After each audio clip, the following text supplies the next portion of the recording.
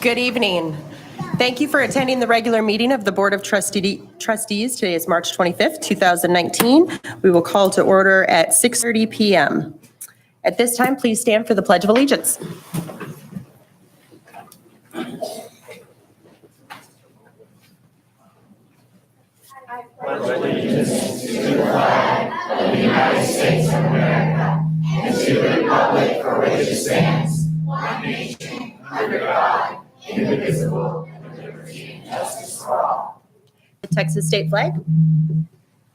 Honor the Texas flag. I pledge allegiance to these Texas, one state, under God, one and indivisible. Thank you. You may be seated.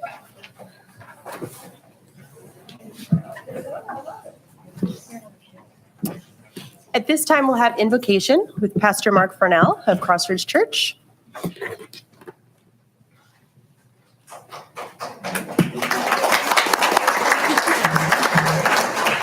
Let's pray.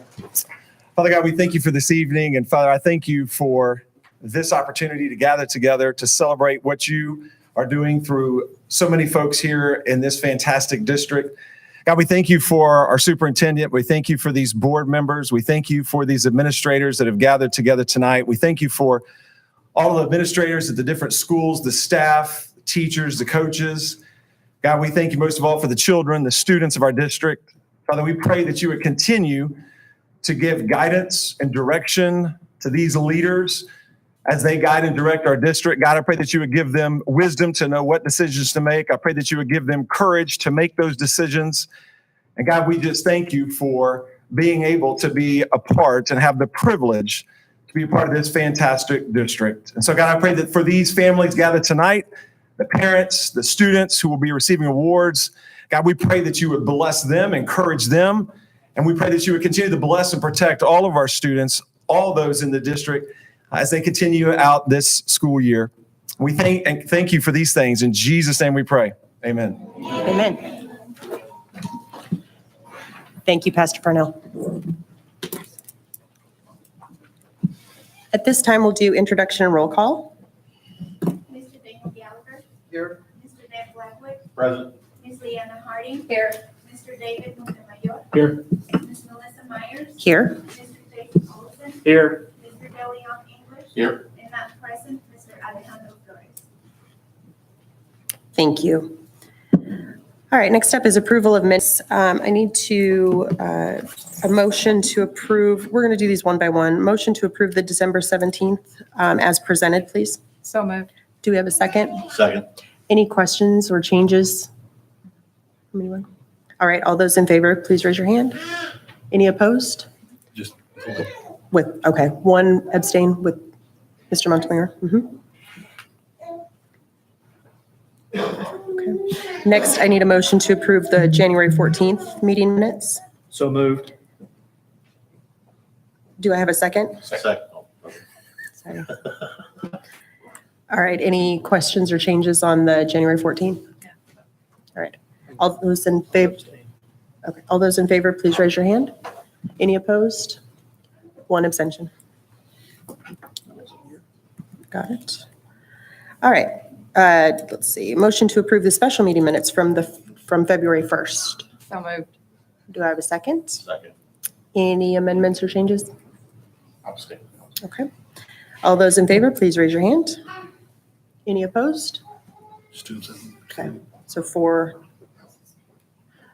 I can't see Ms. Padilla, so we'll just, yeah, you can. Like a screen beam. I know, it's a little, all right. Last one, discuss and approve. I need a motion for the regular minutes from the 18th. So moved. Do I have a second? Second. Any questions, concerns? All right, all those in favor, please raise your hand. And that one, I was not here, so we all get one. All right, at this time, we'll have Superintendent Spotlight. President Myers, board members, at this time, I would like to ask Mr. Ross Roberts to come to the podium. We're going to move up our introduction for our principals. We're going to move that up to first. And before he comes up, or as he's coming up, I want to say we're very proud to introduce these two principals. You know, as we hire anyone in the district, we're always looking for leaders who are, passionate about our students, but who align our mission, our values, our vision. And I can tell you these two leaders are incredible and going to be a great fit for the district. So at this time, Mr. Roberts. Thank you, Mr. Gallagher. Board of Trustees, good evening. Thank you for this opportunity. And it is a great honor of mine when I do get to stand in front of everyone and introduce our newest family members to Little Elm ISD. And like Mr. Gallagher said, these two leaders definitely align with the direction and the mission and vision of this district. Incredible instructional leaders, and we are fortunate to have them as a part of our team and family. First, I would like to introduce, Kelly, would you like to come up? I want to kind of have you stand up beside me. So first, I would like to introduce you to Miss Kelly Hastings. She is and will be our principal of Lowell H. Strike Middle School. She is coming to us by way of Arlington ISD, where for the last 7 years, she has been a sitting principal at a junior high school there.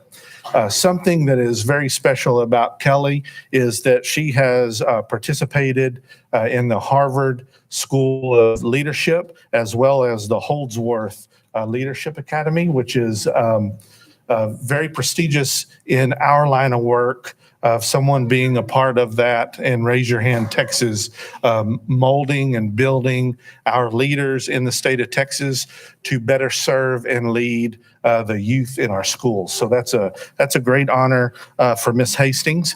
And also tonight, she has her family with her, and her husband Steve is here, and we'll give you guys a round of applause in just a second. Also, her daughter Emily, along with husband Nico, they're the Cantus, and with grandbabies Elliot and Sloan. So we're very glad that they are here to share in this exciting time with Kelly and their mother. So very, very special. And like Mr. Gallagher said, very strong instructional leader. And Kelly has mentioned that it's exciting to be a part of a district that is thinking about how the world is changing and how we need to prepare ourselves and keep up with that change. So she'll be a strength and a rock, a change agent there at Strike Middle School, and great to have her as a part of our team. And I think she'll say a few words.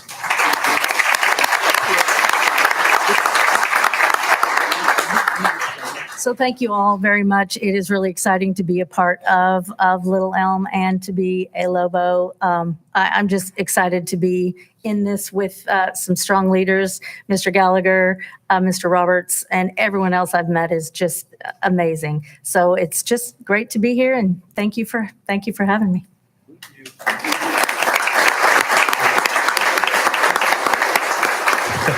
And Mr. Roberts, I will say, we haven't quite figured out how we're going to call them. It's two Kellys, Kelly Right. Carr at Walker all and we Kelly have to this Hastings point at is Carr Strike. and Hastings. I don't particularly like just last names, so Yeah. I don't know if we'll go KC and KH. You know, We'll figure it out. We'll figure that out. You're exactly right. Next up is Corey Worth. Corey, if you'll come on up.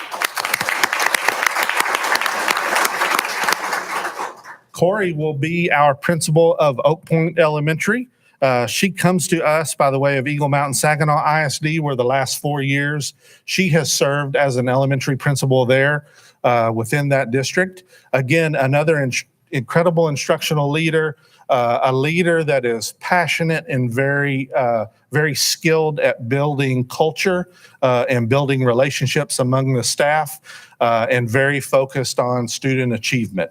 So we are incredibly excited to have Ms. Worth with us, leading our family at Oak Point Elementary. I know I was up there the day that she was introduced to the staff and spent all day with Ms. Clark and Ms. Vandiver, getting off and getting some great information of coming in and really building that culture and focusing on that. Did a fantastic job meeting the teachers, and I called Mr. Gallagher and said, boy, I tell you, at the elementary level, we just throw them right in, because before she even knew it, she was standing in front of the whole staff in the cafeteria and did a fantastic job of talking about herself and already building those incredible relationships with her teachers. So Corey has 18 years in education and brings a lot of experience to the table here at Little Elm ISD. So we're really appreciative that she's here.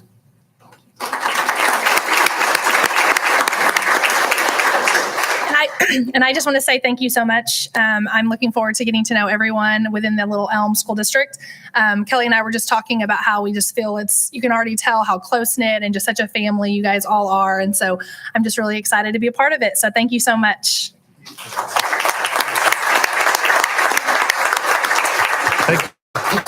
Cecilia, did you want to get a picture with the two principals up here? Yeah, Melissa, do you want to? Yeah, I think it'd be. Yes. Yeah, let's. I saw you with your phone, so I thought you wanted. I was taking action shots. Action shots. You want to do it right here? Okay, together. Yeah, just right in the middle. And then Melissa. So nice to meet you. Or maybe not. You make the call. Space Department. Ready? Here we go. Thank you. Thank you. Oh, he was asking what that's, are you trying to lower it? I told them they have to stay all night. Yeah, that's much better. All right, thank you, Mr. Roberts. And again, congratulations to Ms. Worth and Mrs. Hastings. So thank y'all so much. Next, I would like to ask our principal from Hackberry Elementary, Mr. Stephen Richardson, if he could come to the podium. And it sounds like we actually have the whole student body from Hackberry here. We brought Welcome, we're everybody. glad y'all are here. We brought everybody, and hopefully they introduce themselves to everybody in the room. We're teaching our kids to really command a room right now, so thank you for allowing them to do that today. Board of Directors, Mr. Gallagher, thank you for allowing us to spotlight our kids, our students. We're really proud of our students at Hackberry. And so what we want to do is spend some time today talking about a new system that we implemented that started in January this year.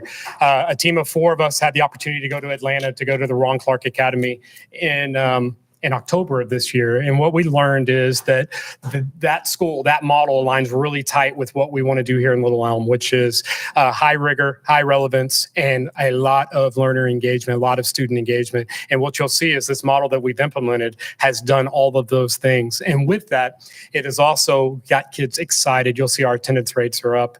Kids are having fun. They're really loving school. And so you'll get to see that. We'll have an opportunity for a couple of our kids to speak today too, and you'll get to see all those things. We have a video up. It's about to play. It's only about 47 minutes long. I'm just kidding. It started at 47 minutes. We got it down to 6 minutes. So, but we want you guys to see some of the really great things that are happening. Thank you. I think the house system is a really great addition to Hackberry Elementary because it helps bring people together so they can learn that even if they're in a smaller family, they can still be able to interact and enjoy time with each other. What I like about the Red House is that when we're in class, we do math problems or writing, and we go against each other, and we try to see if we can work together as a team to try to get points.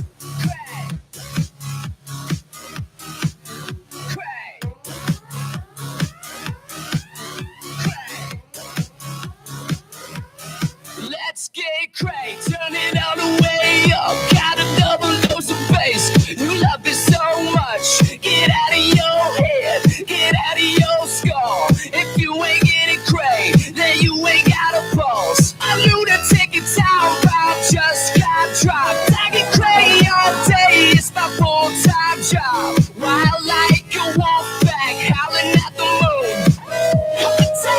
Attack, you've been bitten by the moon. I ain't going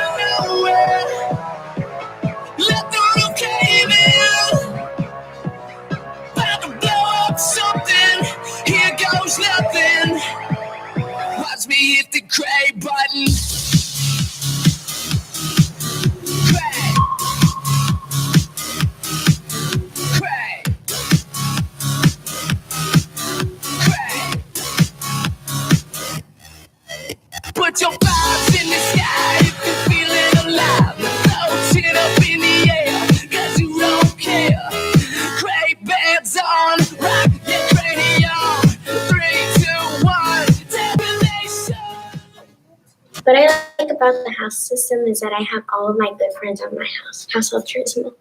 What I really like about the house system is that everybody, even in different groups, are very supportive of each other. Great bands on, rock your cranium. 3, 2, 1, detonation. I wonder what happens if I hit the crave button.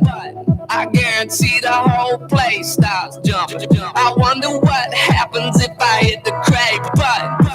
I guarantee the whole place starts jumping. I wonder what happens if I hit the crave button.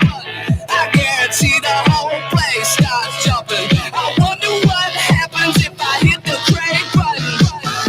I'ma do it. Wait, hold on, let me do my thing. Hit the crave button, I was like you rang. Came in the party with a couple of frames. Had a 116, every soda shame. Everybody get cray like me. I'm so cray, it's on my ID. Everybody serious, looking for the material. Chillin', turn up the stereo with dance like me. Yeah. Please don't wreck the party. Better have fun, cause the week was hard. Go nuts, turn up this same. You ain't seen nothing, we about to go crazy. If it gets wild, I'ma jump in the crowd and show the whole front row that I know how to fly. You think me on 10, boy, you ain't seen nothing. 3, 2, 1, crave button.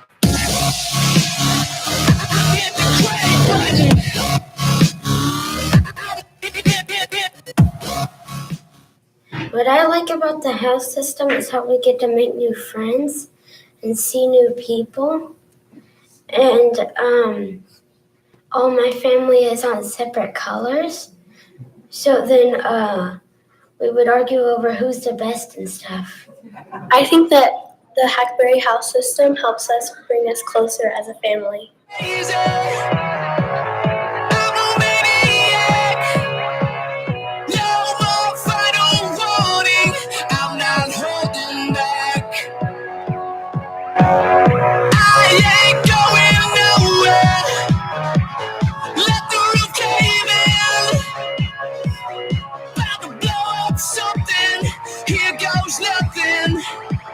Watch me hit the cray button.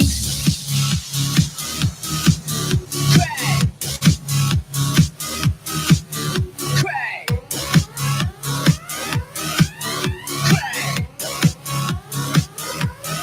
Let's get cray. Turn it all the way up. Got a double dose of bass. You love it so much. Get out of your head. Get out of your skull. If you ain't getting cray, then you ain't got a pulse. I'm gonna take it time, I just got dropped. I get cray all day, it's my full-time job. Wild like a wolf pack, howling at the moon. Attack, you've been bitten by the moon. I ain't going nowhere. Let the roof cave in. About to blow up something, here goes nothing. Watch me hit the cray button. Cray. Cray. Cray. Put your vibes in the sky if you're feeling alive. Floating up in the air, cause you don't care. Cray bands on, rock your cranium. 3, 2, 1, detonation. I wonder what happens if I hit the cray button. I guarantee the whole place starts jumping. I wonder what happens if I hit the cray button. I guarantee the whole place starts jumping. I wonder what happens if I hit the cray button. I guarantee the whole place starts jumping. I wonder what happens if I hit the cray button. I'ma do it. Wait. Hold on, let me do my thing. Hit the cray button, I was like you rang. Came in the party with a couple of frames. Had a 116, every soda shame. Everybody get cray like me. I'm so cray, it's on my ID. Everybody serious, looking for the material. Chillin', turn up the stereo with dance like me. Yeah. Please don't wreck the party. Better have fun, cause the week was hard. Go nuts, turn up this same. You ain't seen nothing, we about to go crazy. If it gets wild, I'ma jump in the crowd and show the whole front row that I know how to fly. You think me on 10, boy, you ain't seen nothing. 3, 2, 1, cray button.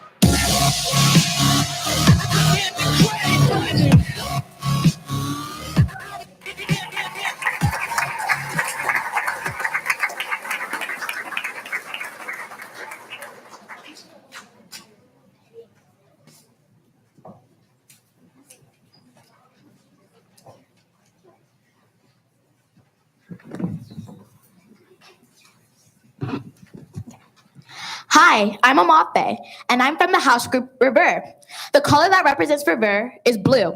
The origin of the name River is from France. Our house color means dreamers, and our mascot is the wolf.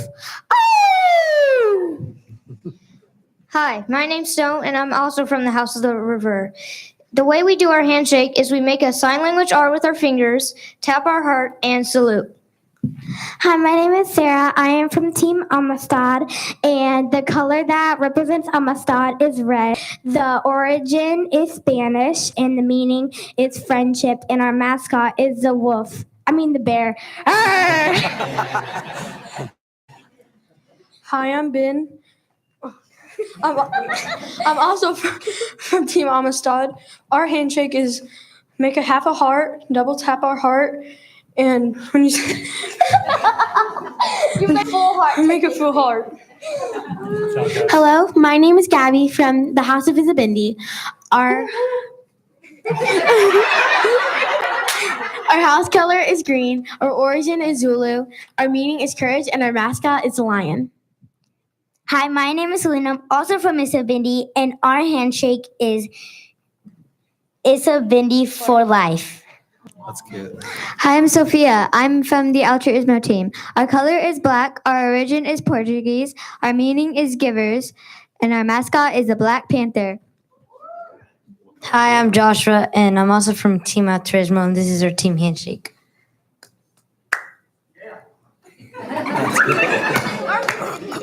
Hi, I'm Madison. I'm also from River, as you can tell by my shirt. The 10 essentials for Hackberry are things that every student does in order to create positive and polite culture. These are... Hello, my name is Emil. I'm happy to be here today, honestly. Hi, my name is Simone. So, no matter the circumstance, be honest. When responding to an adult, say yes, sir, and yes, ma'am. Always say thank you when giving something. If you win or do something well, do not brag. If you lose, do not show anger. Follow classroom procedures. During discussions, respect other students' comments, ideas, or opinions. Transitions will be swift and quiet and orderly. Surprise others by performing random acts of kindness. Greet visitors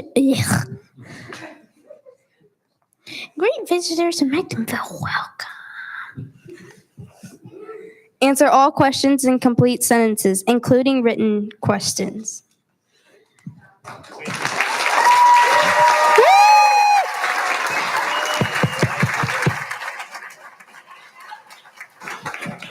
All right, they did awesome. As you can see, we're extremely proud, and you can tell that these kids are stepping out of their comfort zone, and they're doing amazing things. We're so proud of them. We're so proud of our staff as well.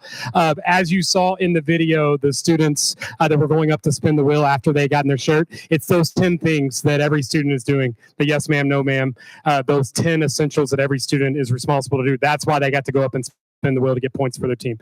So it's been awesome. Thank you guys so much for tonight and allowing us to come out and spotlight our students.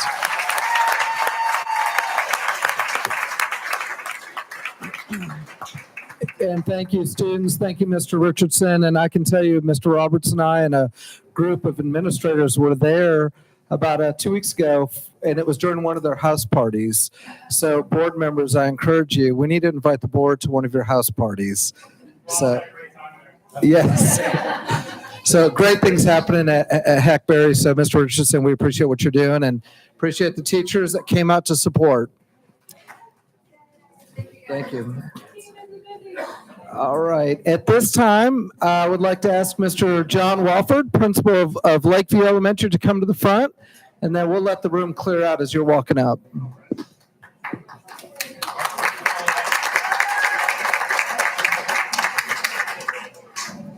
We're using this.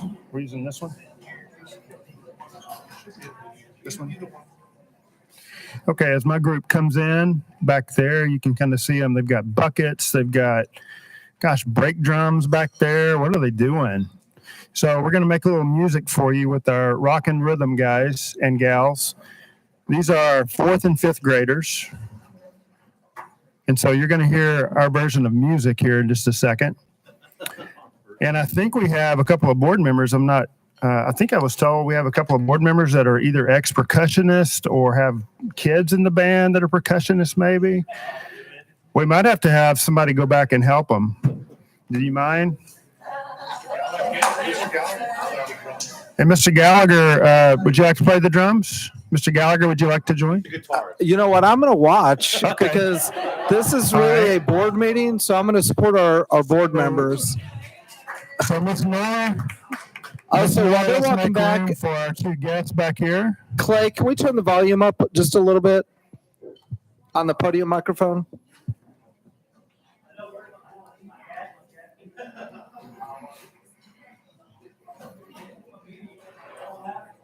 So kind of while they're getting set up, can y'all hear me okay? Usually everybody can hear me pretty well. There we go. So while they're getting set up, I'll just tell you a little bit more about them. These are 4th and 5th graders. They have to try out. They have to take a written test. They work on lots of things, lots of concepts that they work during their music class as well. And they're extremely nervous. So this is their first big performance in front of someone. So y'all are going to break them in well here. Miss Nora, give me just kind of a wave when you're ready.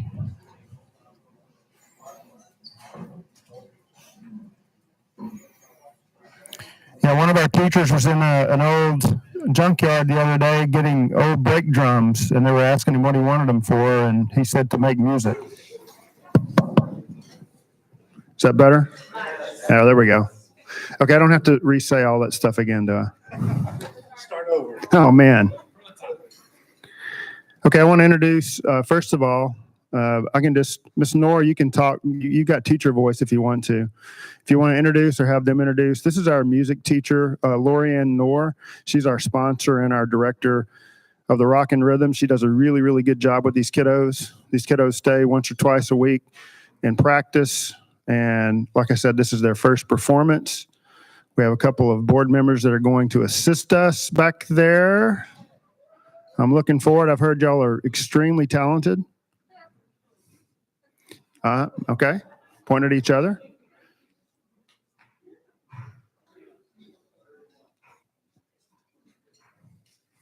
So actually, I'll just walk the mic back here to Miss Knorr and let her introduce.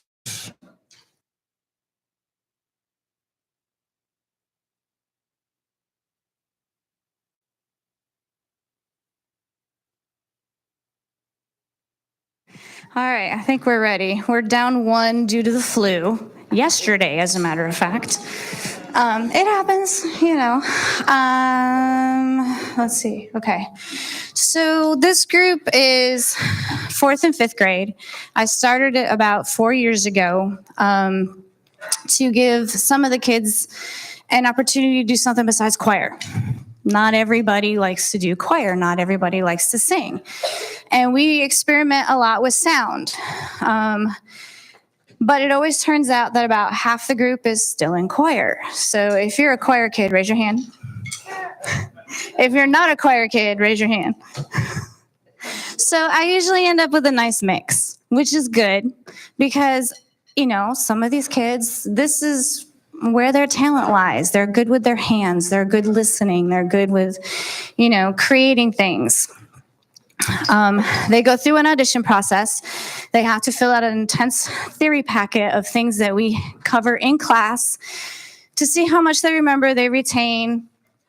And then we do just a basic little audition where they have to clap and count, an exercise for me. I like to keep the group small on purpose. As you can see, there is enough stuff to schlep around. Mr. Olson and Mr. Blackwood can attest to that, as they have kids in the high school band. My son, I tried, but he decided to be a percussionist, and I wanted him to play bassoon. No money in the bassoon. No. So, it does involve a lot of extra time learning how to set up and take down and what goes where, and it's still a process. Basically, at this level, we focus on the basics. How do we read the music? How do we count the music? How do we play together? How do we hit together? Because sometimes what comes out of our mouths is not what's happening with our hands. So it's all a learning curve.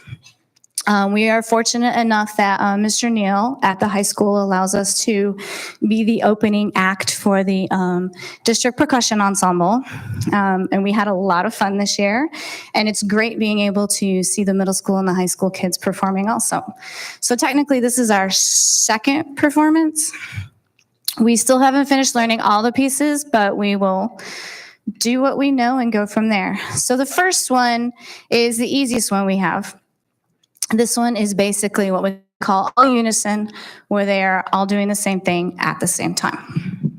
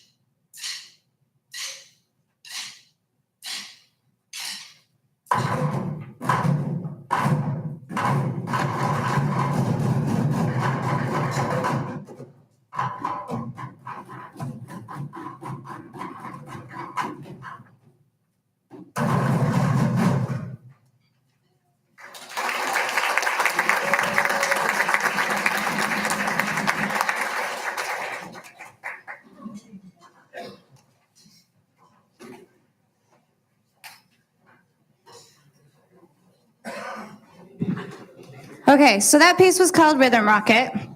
And while they are switching up, the next piece is called Light Steel Heavy Metal. We always try to do a bucket piece just because it's really fun to bang on a bucket. But then I also try to introduce different sound concepts to them. So in this piece, we are utilizing pipes, brake drums, triangles, and the mallet instruments in the back to create different sounds. In the past, we've also done a song called Table Jam. We were actually, some of the kids were using their fists and their knuckles on a small table that my husband made, because carrying around big tables is hard. It also involved pencil with paper. It also involved aluminum cans. So we try to experiment with sound as much as possible. So again, this piece is called Light Steel Heavy Metal.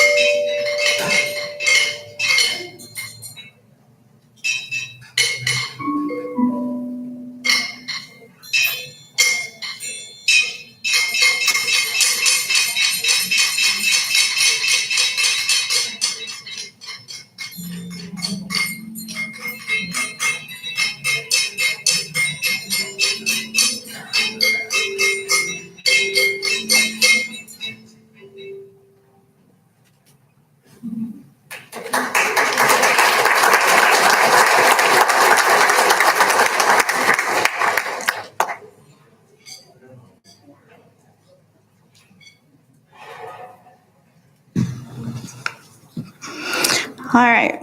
Very quickly, we have Nick, Elijah, Brooke, Freya, Brianna, Jackson, Zylan, Wolf, Cole, Emily May, Sunny, and Olivia. Take a bow.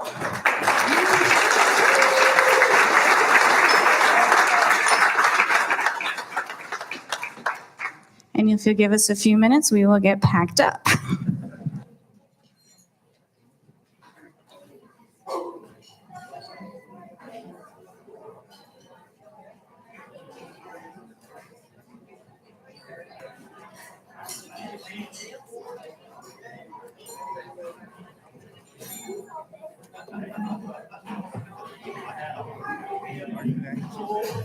Turn it on.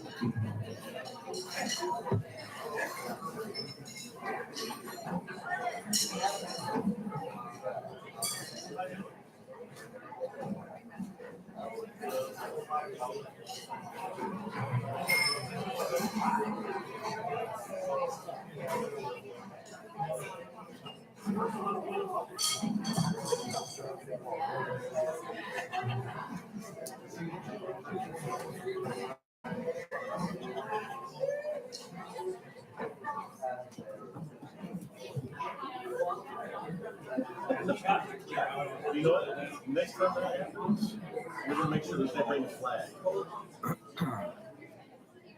So then you, so you'll have to get back there and be our color guard.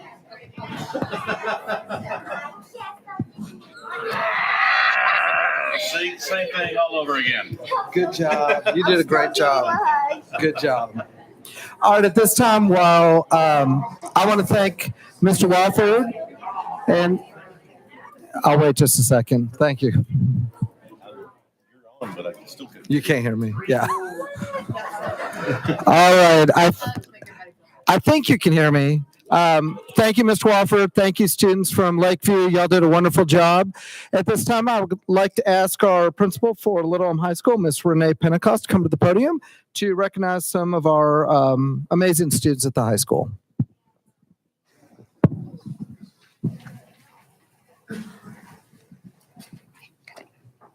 Thank you, Mr. Gallagher, President Myers, and board. It's once again my great pleasure and honor to be in front of you tonight to introduce to you and hopefully help you get to know some of our wonderful high school students. We have Students of the Month to introduce from February because last month's board meeting was a student holiday, as well as March, and I will try to be as efficient as possible while giving them the spotlight that they are due. So first of all, our two February Students of the Month are both seniors. So if Mr. Brandon Crossley and Miss Mia Whitehead would join me up here at the podium, please.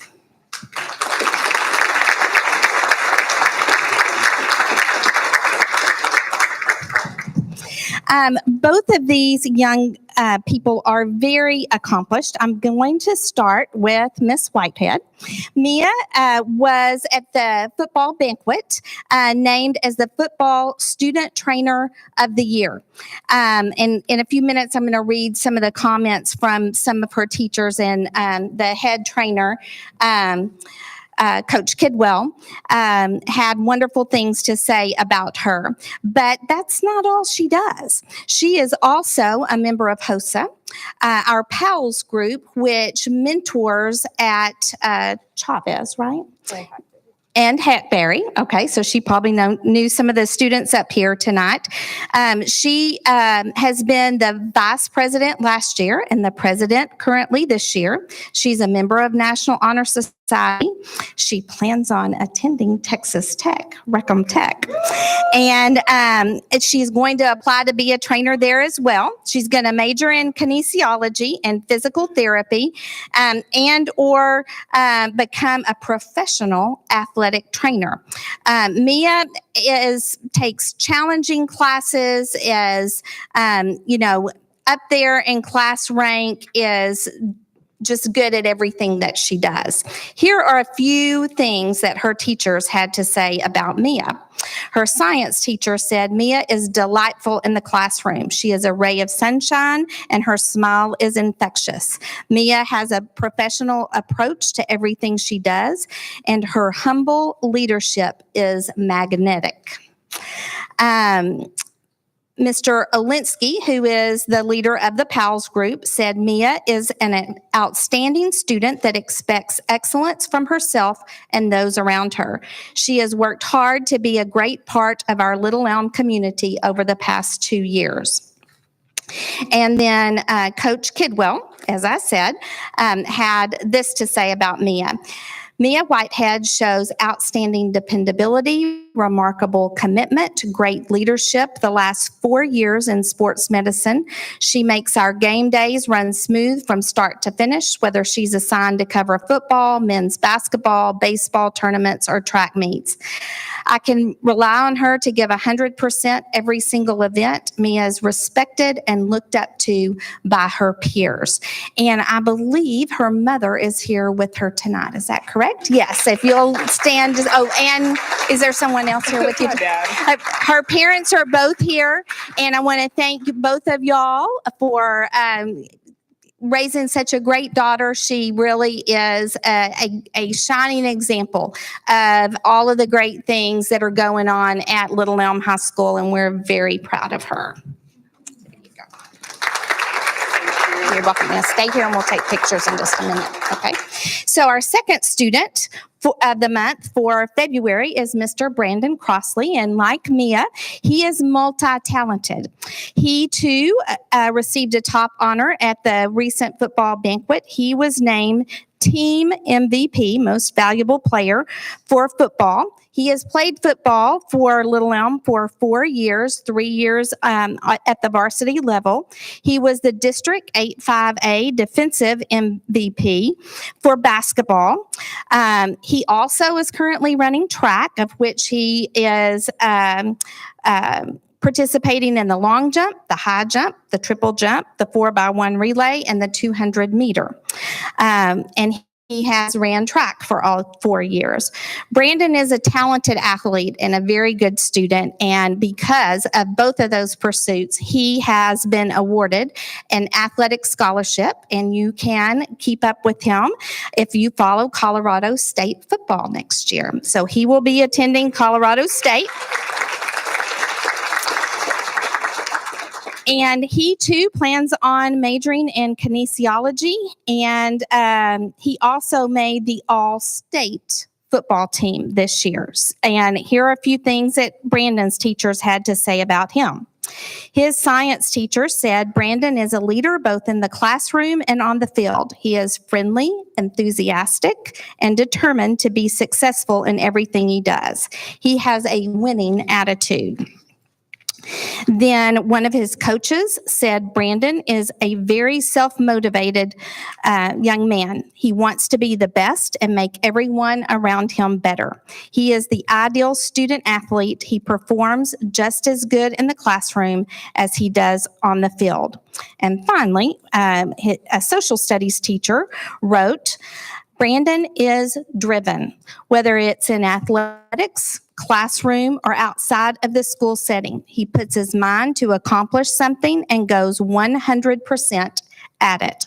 His personality and determination makes him someone special in this community, and students and teachers should take note of him.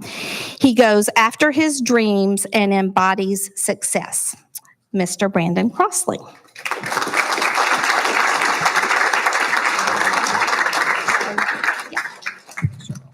Ms. Pentecost? Pause just a second. We're going to take a picture. Did you introduce Brandon's parents? Sorry, not only is Brandon's mom here, please stand, but he also has some other family members here with him to help celebrate and support Brandon. Thank you for being here. Thank you, Mr. Gallagher.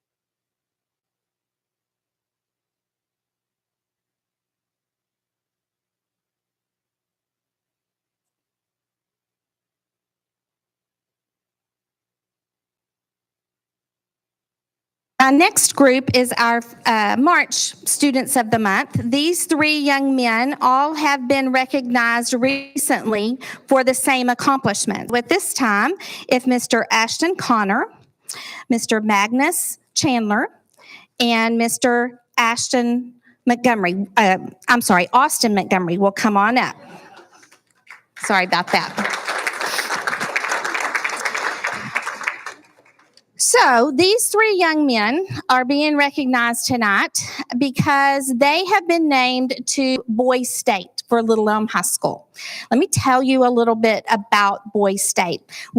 Also want to thank, we have a representative here tonight from our American Legion Post, Mr. Ripken back there. Boys State is a government and citizenship program that is put on by the American Legion posts around the state. Each post has a area that they cover, and they have a process by which their representatives or delegates are selected. These young men will go to Austin this summer and participate in government and really learn what it means when our legislatures are passing bills and how all of that happens. They didn't get here by chance. They, first of all, were recommended by a faculty member.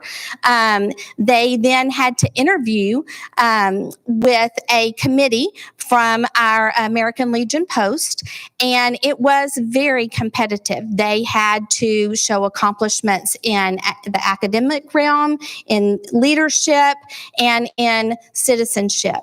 So these 3 young men, all 3, stand head and shoulders above many who wanted this opportunity and were not selected, as well as those that didn't even get that far. So very proud of them and their bright future.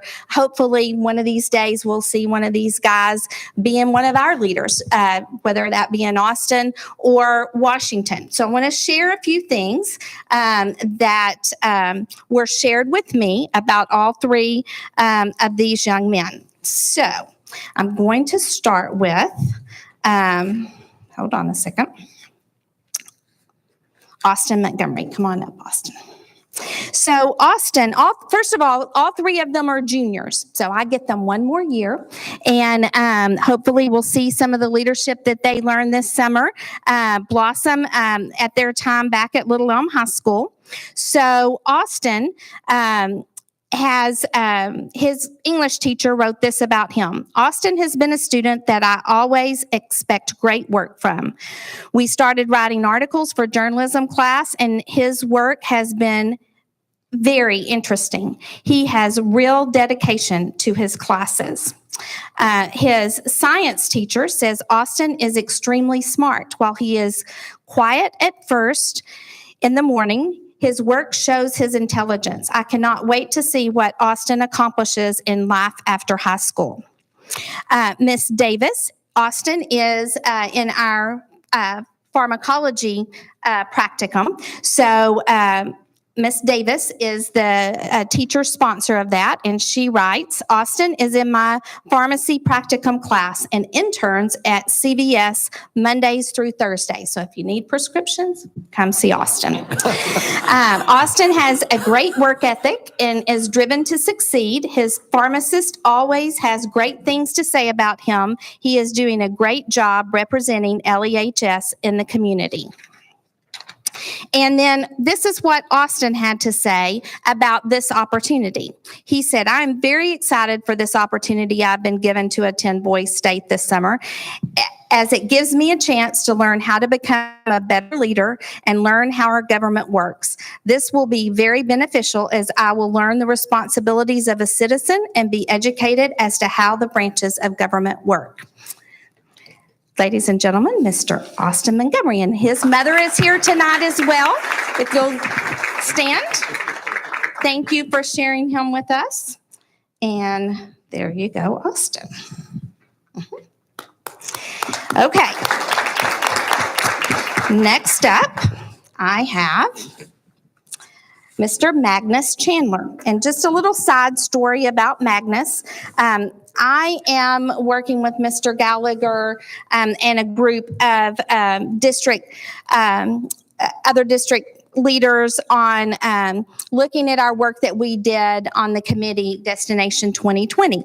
Well, Magnus happened to be one of our students. He was the only middle school student that we had on that committee when he was in 7th grade, and he's actually going to graduate next year in the year 2020. So nice little trivia fact there for you about Magnus.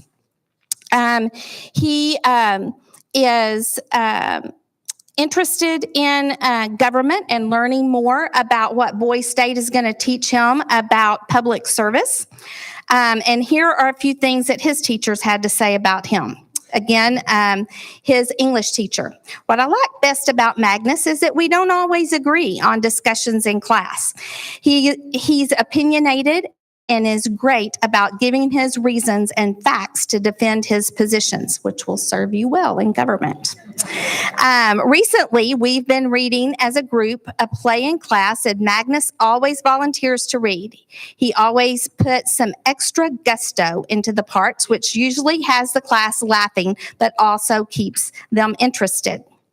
His science teacher wrote, "I've had Magnus as a student every year since his freshman year. Magnus has one of the kindest hearts of any teenager I have met. He is always willing to help someone out, and no matter what kind of day he is having, he is honest and hardworking, and I know is going to do great things beyond high school." And one last teacher, his math teacher, said Magnus is a hard worker in class. He tries his best even if he does not understand the material right away. Magnus is always polite and respectful to me and his peers. And Magnus, his mom and dad are here tonight as well. So if y'all will stand and be recognized, and Mr. Magnus Chandler.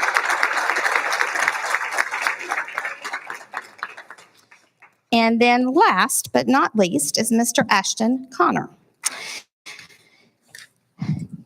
All right. Ashton is looking forward to the learning experience at Boys State. He likes to share his opinions too. I think that probably has something to do with how they did well in the interviews for this honor. He is looking forward to stretching himself in this opportunity. He currently plays varsity football and is thankful for the teachers who care about him and help him when he is needing a little extra boost. Right now, he's not quite sure, but he's considering University of North Texas and maybe Baylor, looking more closely at them next year as a senior. So a few things that Ashton's teachers had to say. Ashton is one of the most, and this is from one of his coaches, Coach Brown. Ashton is one of the most pleasant students that I have ever been around. He is extremely respectful and polite. He has a strong drive to be great at whatever it is he's doing. And then Ms. Quint said, Ashton is a pleasure to have in class. He has great contributions to class discussions. Again, another great skill to have, and is very responsible in getting all of his work done. And so that completes our 3 Boys State delegates. We look forward to seeing what they come back and share with us on their return. Oh, yes, and Mom, Dad, and little sister are here tonight. Thank y'all for coming. Ms. Pentecost, if we could have the representative of the American Legion come be in the picture, I think that'd be great. I tried to get him to come up and say a few words, but he was being shy.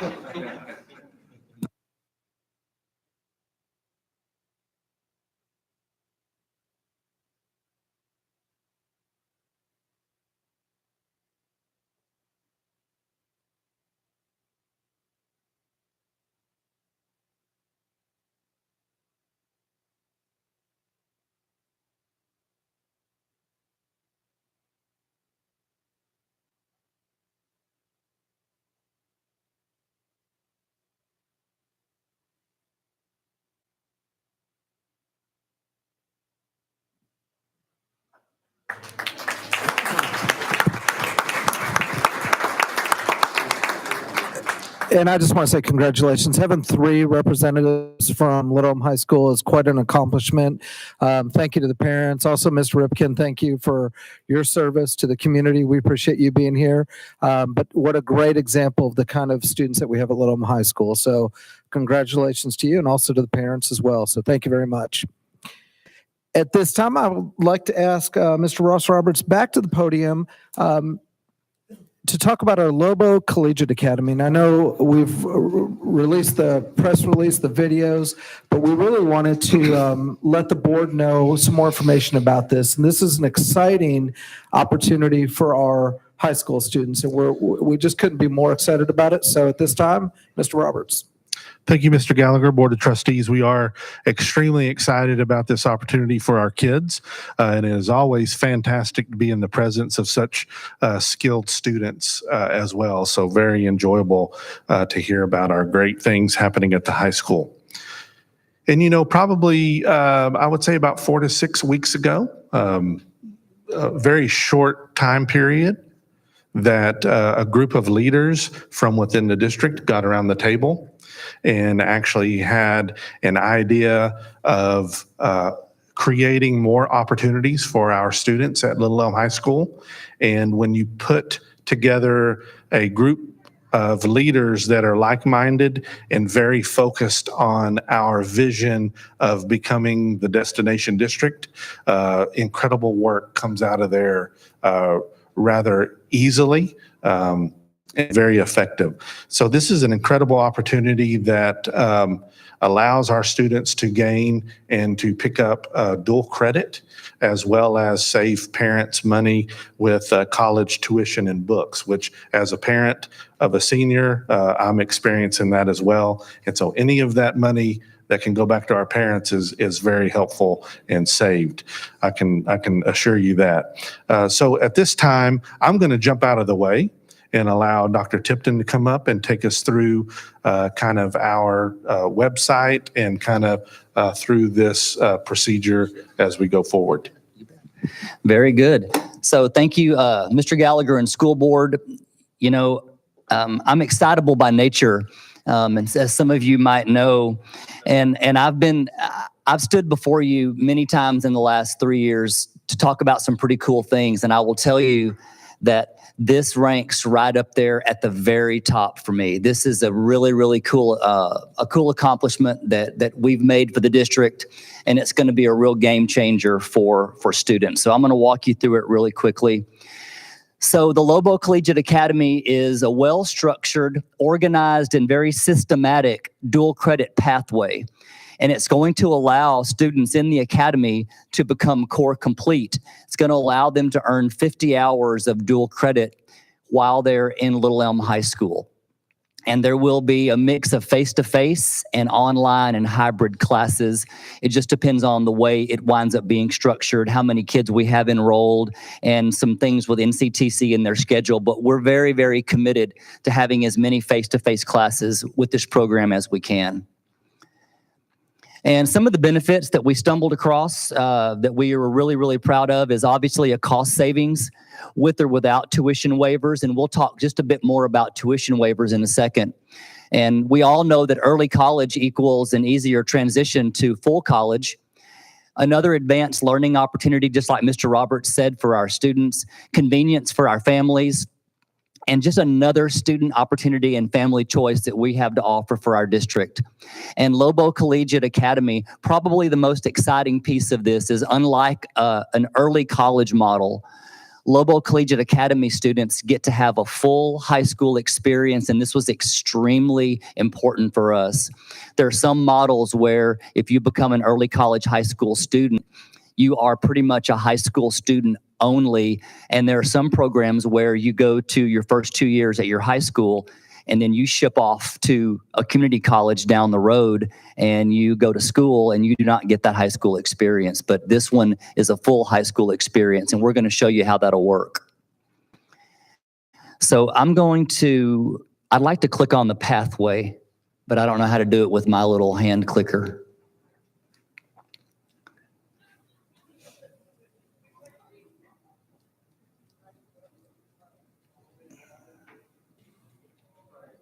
No, you're good.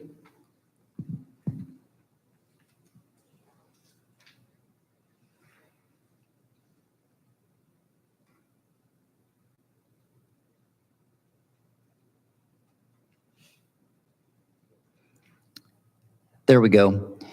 So the pathway that we created in conjunction with NCTC is up here. And what I really want you to focus on, I want you to focus on the NCTC course name that's right here with the blue and the green colors.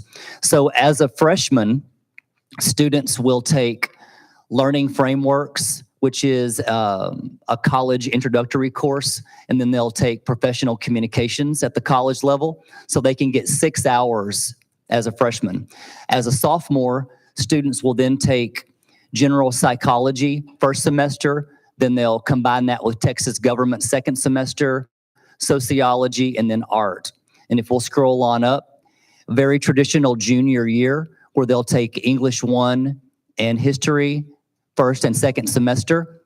And then it gets really cool in the senior year, where they'll take British Lit, they'll have a bio lab, government, and then British Lit 2, and then they'll have another general bio with lab, and then they'll take their math credit, their final math credit as a senior. And as you see here, students will be able to get 50 hours of college credit. Let's go to the other one, Clay, to the website. We're going to show you the website that we've created and released thanks to our amazing, incredible webmaster, Casey Bain, who got this going for us. So if you'll go to the overview, it's just a really quick look. Let's go to the applicant requirements, Clay. We've laid out the application requirements, very, very easy for parents to follow. We're going to start this with students coming this fall school year. We'll be starting with them, visiting with them at the 8th grade level. So we'll be visiting with Miss Carr and Miss Hastings to make sure, and Miss Gibson, to get everything together so we can have those visits with students. We'll have parent meetings with them as well to make sure that parents are on board and they know what's going on. Go down to the FAQ page if you wouldn't mind, Clay. We have a ton of FAQs there for the public to see. We think almost every question, but hopefully you guys will have some that we haven't thought of that we can add to our. Yeah. There's a lot, pretty much every question that we think you could have.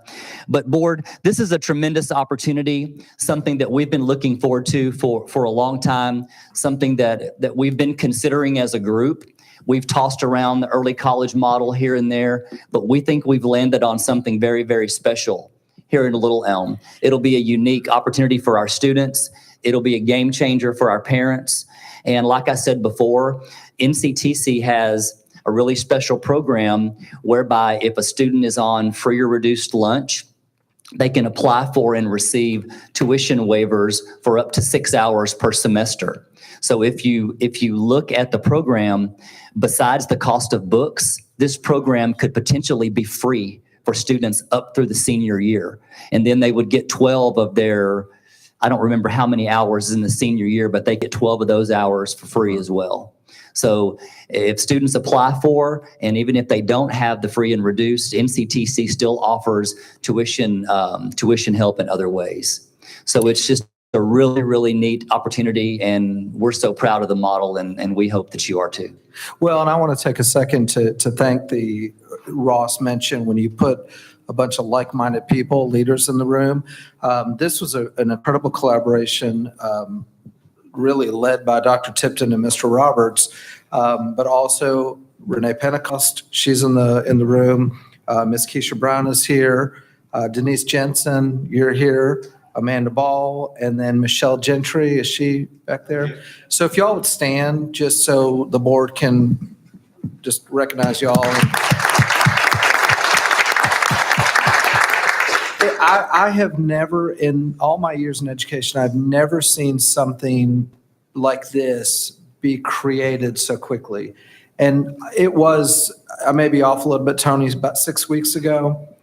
6 weeks ago, we were around a room, Tony, Ross, myself, and we just started throwing out ideas. And 6 weeks later, we've had meetings, or they've had meetings with NCTC. They've lined everything out. We have the online application, the website, everything is 100% ready to go. We even had a video. Cecilia, I want to thank you for producing that video. But this is one of the just amazing opportunities that we're going to be providing our students. And again, like Dr. Tipton said, we're proud of the direction we're going as a district and the message that this sends to our community about our focus on being college and career ready. And again, just thank you to the group. That was a strong group that Ross and Dr. Tipton put together. And man, that's being able to produce this in about 6 weeks. And just very proud of the work that y'all did on that. So board, do you have any questions or thoughts while Dr. Tipton is at the podium? I'm super excited about this. I guess the main one, which is probably on the FAQ page if I get on it, but how does this differ than just getting, the AP credits, dual credits that are already That's a in place? fantastic question. Like That's a really good question. Back on that first or second slide, there was in parentheses the words called core complete. And core complete is a funny little term that nobody really in the dual credit world, they don't really like to tell you. And what that means is that, and I'm going to use my son for an example. He goes to Little Elm High School and he's taking what I call some one-off dual credit classes. He's taken a few AP classes and he's taken the one-off English 1 and 2, the history 1 and 2. So he's going to graduate Little Elm High School with about 15 or 18 hours of dual credit. Let's say that, I'm just going to pick one because it always comes to mind. Let's say that he was going to go to college and be a journalist and do a journalism major. And let's say he was going to go to UNT. So he goes to UNT with his dual credit hours. He tells them he's going to be in journalism. And they look at his transcript and they say, oh, that's really nice. We're really glad that you have English 1 and 2. But if you're going to be in journalism at our school, you're going to have to take English 1 and 2 in our department. And because because their English 1 and 2 is better than the other English 1 and 2 you've taken. They want you to take it in their department. So they would take all of his hours potentially and assign them to electives. And he would have to go back and take those courses, like those English or history courses by name again.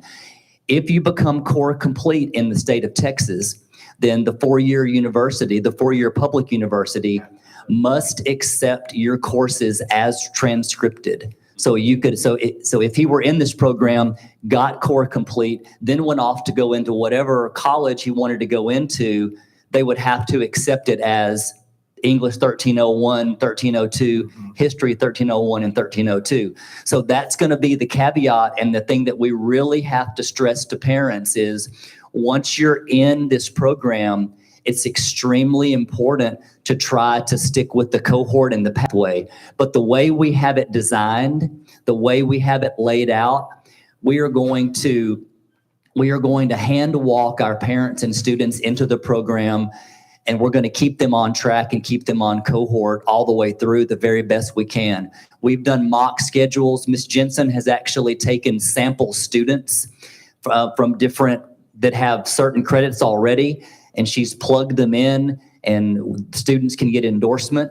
Students can still be in a 4-year full CTE pathway. They can still do band and or athletics. They can still do drill and cheer. They can still do all the things that they could do as a normal high school student because the courses that they're going to take are going to replace high school courses. And I think that's one thing that was so important to us is we wanted to provide a program that allowed our students the full high school experience. And we've seen college, early college high schools, which they're wonderful, but you also lose that high school experience. You can't be in the band, you can't play football. And so it's something we're very proud of. So that's great. That was a really good question. Something we wrestled with to make sure that this program was going to do. Any other thoughts, questions? All right. Thank you very much. Dr. Tipton, thank you. And thank you to the group that worked on that. It really, you guys did an amazing job. And we're proud of it and proud of the work that you did. So thank you. All right, at this time, do we have any citizen input? All right. Then the board will recess into closed meeting and PL1 as permitted by the Texas Opens Meeting Act 551.072 and 074. It is 7:43.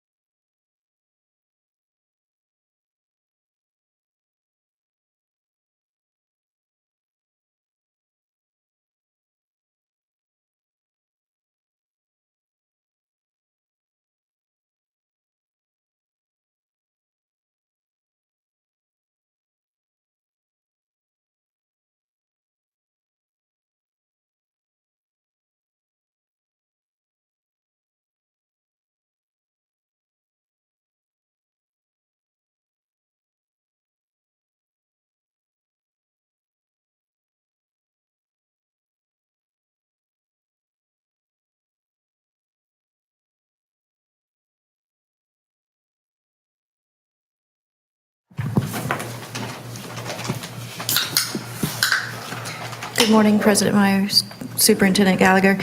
We're coming today for our middle of the year review of Commitment to Excellence.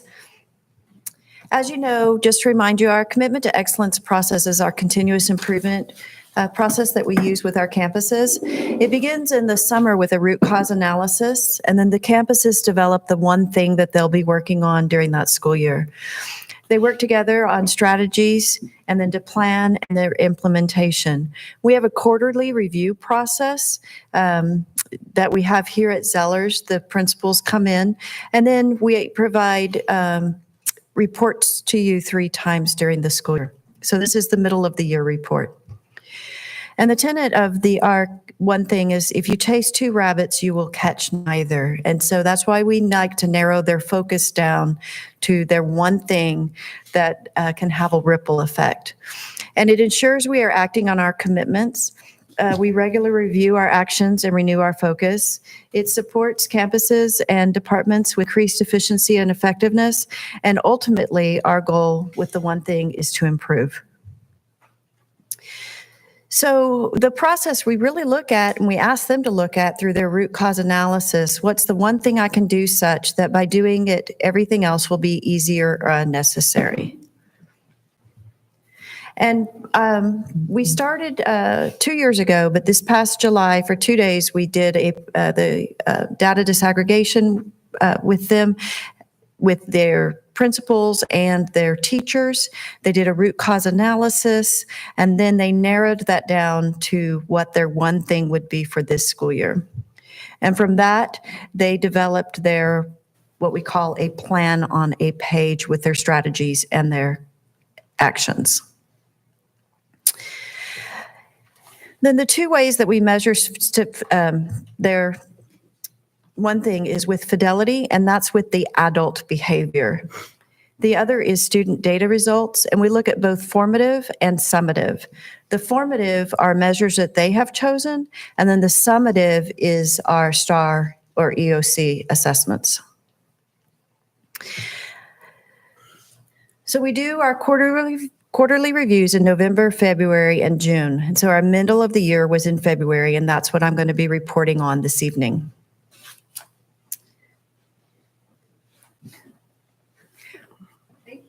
Yeah, you're welcome. Caroline? Thanks for being so.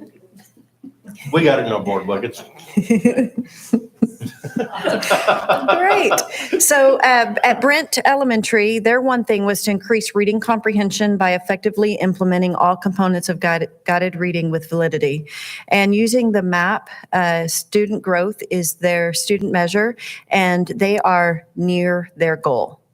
Chavez was planning for and effectively utilizing high-yield instructional strategies, and they also used their MAP student growth measure as their student measure, and they also are near goal.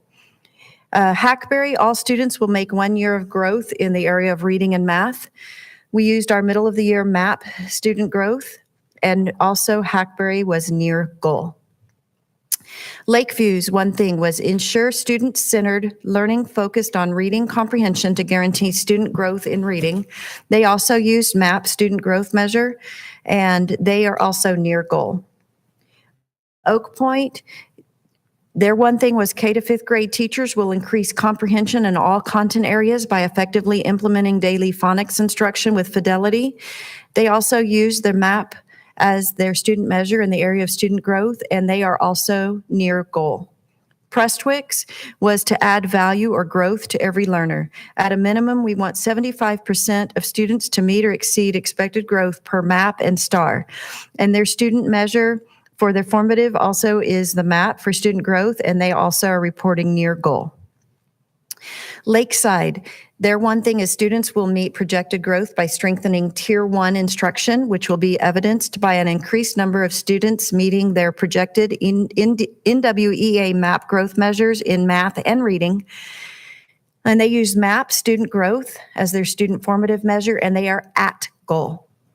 The high schools, one thing was we will improve student literacy by consistently implementing effective training on how to use high-yield instructional strategies in all content areas to increase the amount of quality reading and writing practice with quality feedback to teachers. They also used MAP student growth for their formative measure, and they are also at goal.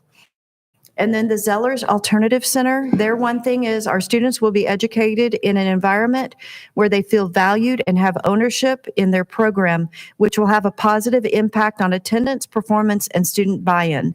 They used a behavior matrix point that they developed, and they are also reporting at goal for middle of the year.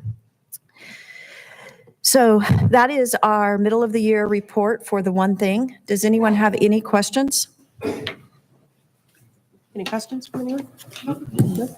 And Dr. Mecca, will you remind the board you'll be back in June Yes. to do the end of year Yes. results? Yes, we have our commitment to excellence with them the first or the second week of June, and so we'll be reporting back to you at that June board meeting, end of the year results. Thank you, Dr. Mecca. And I just want to say a thank you to our principals, campus leaders for their work on this and ensuring that we're moving in the right direction. Yes. I'm sorry, real quick, I do apologize. I did one quick question. For those that are near goal, are they still projecting that they are going to meet it, or are there any of them that feel it's still going to, it will be an issue?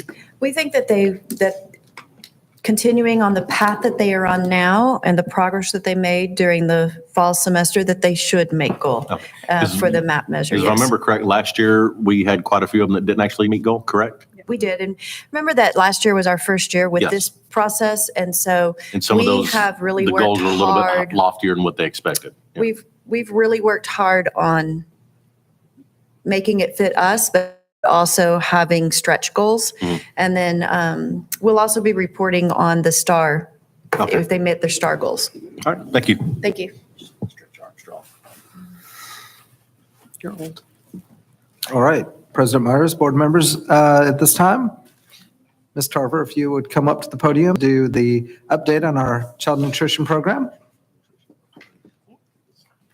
Does this work?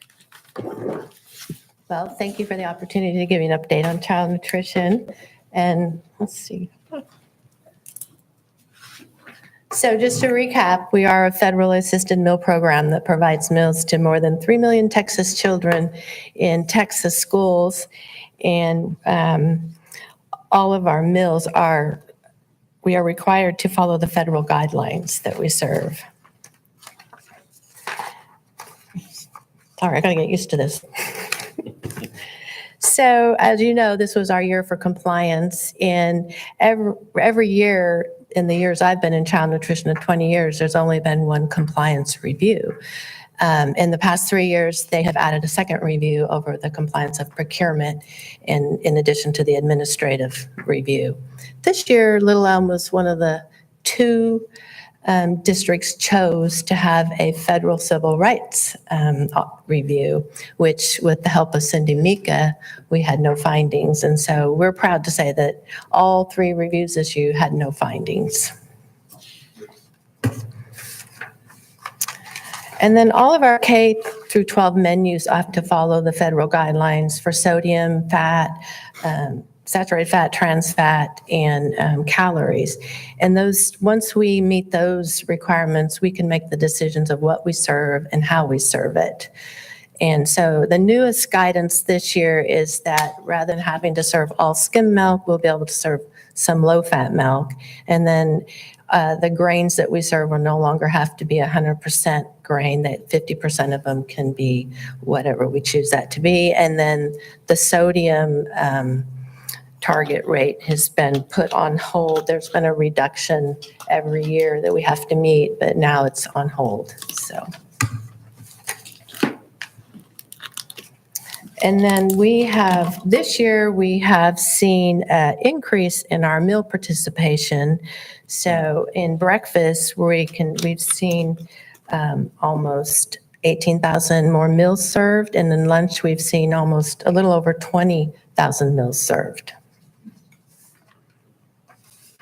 And the same with our eligibility. Well, sorry, let me move on. Our meal requirements. Did I go backwards? I'm sorry. So our student eligibility, we've also seen an increase in our applications for the free and reduced. We've seen a 4% increase overall. So it's translates to about 400 more students we're feeding on the program. So child nutrition, where does our funding come from? I'm not sure everyone realizes that the majority of our funding comes from the federal reimbursement, and that's about a $2 million every year. And then our local funds from the parents and students is about a $1.5 million. And then about a $550,000 comes from just general miscellaneous funds, estate matching, rebates, donations, things such of that nature. So our overall expenses is about $3,800,000 a year, which is about a $350,000 a month to operate child nutrition. So where do those funds go? So approximately $1.9 million goes on labor and benefit or food and non-food supplies. Non-food meaning disposables, whatever it takes to put food on the tray. And then about 1.4 million goes on our salary and benefits. And then another 550,000 or plus goes on repair and maintenance, equipment replacement, any kind of miscellaneous things, as software, technology, uniforms, what have you. So one of the things we're pretty proud of is in the past 3 years, we've seen a significant drop in our employee turnover. We've gone from a 21% to 4%, and we feel like that's due to our competitive pay. We have a thorough training program we implemented that all our employees go through before they ever go to the campus, and then we're a collaborative team.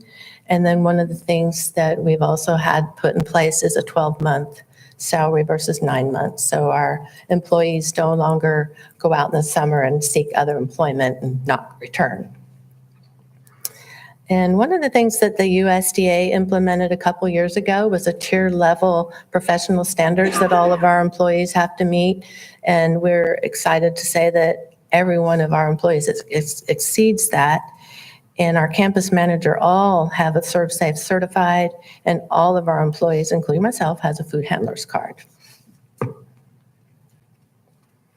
And technology, we utilize several software systems to run our program, and we are moving towards a cloud-based system that our go-live date is going to be April 15th.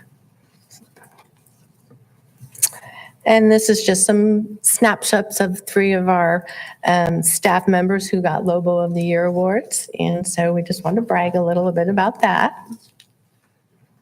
And then, as I've said, it's been a very busy but productive school year.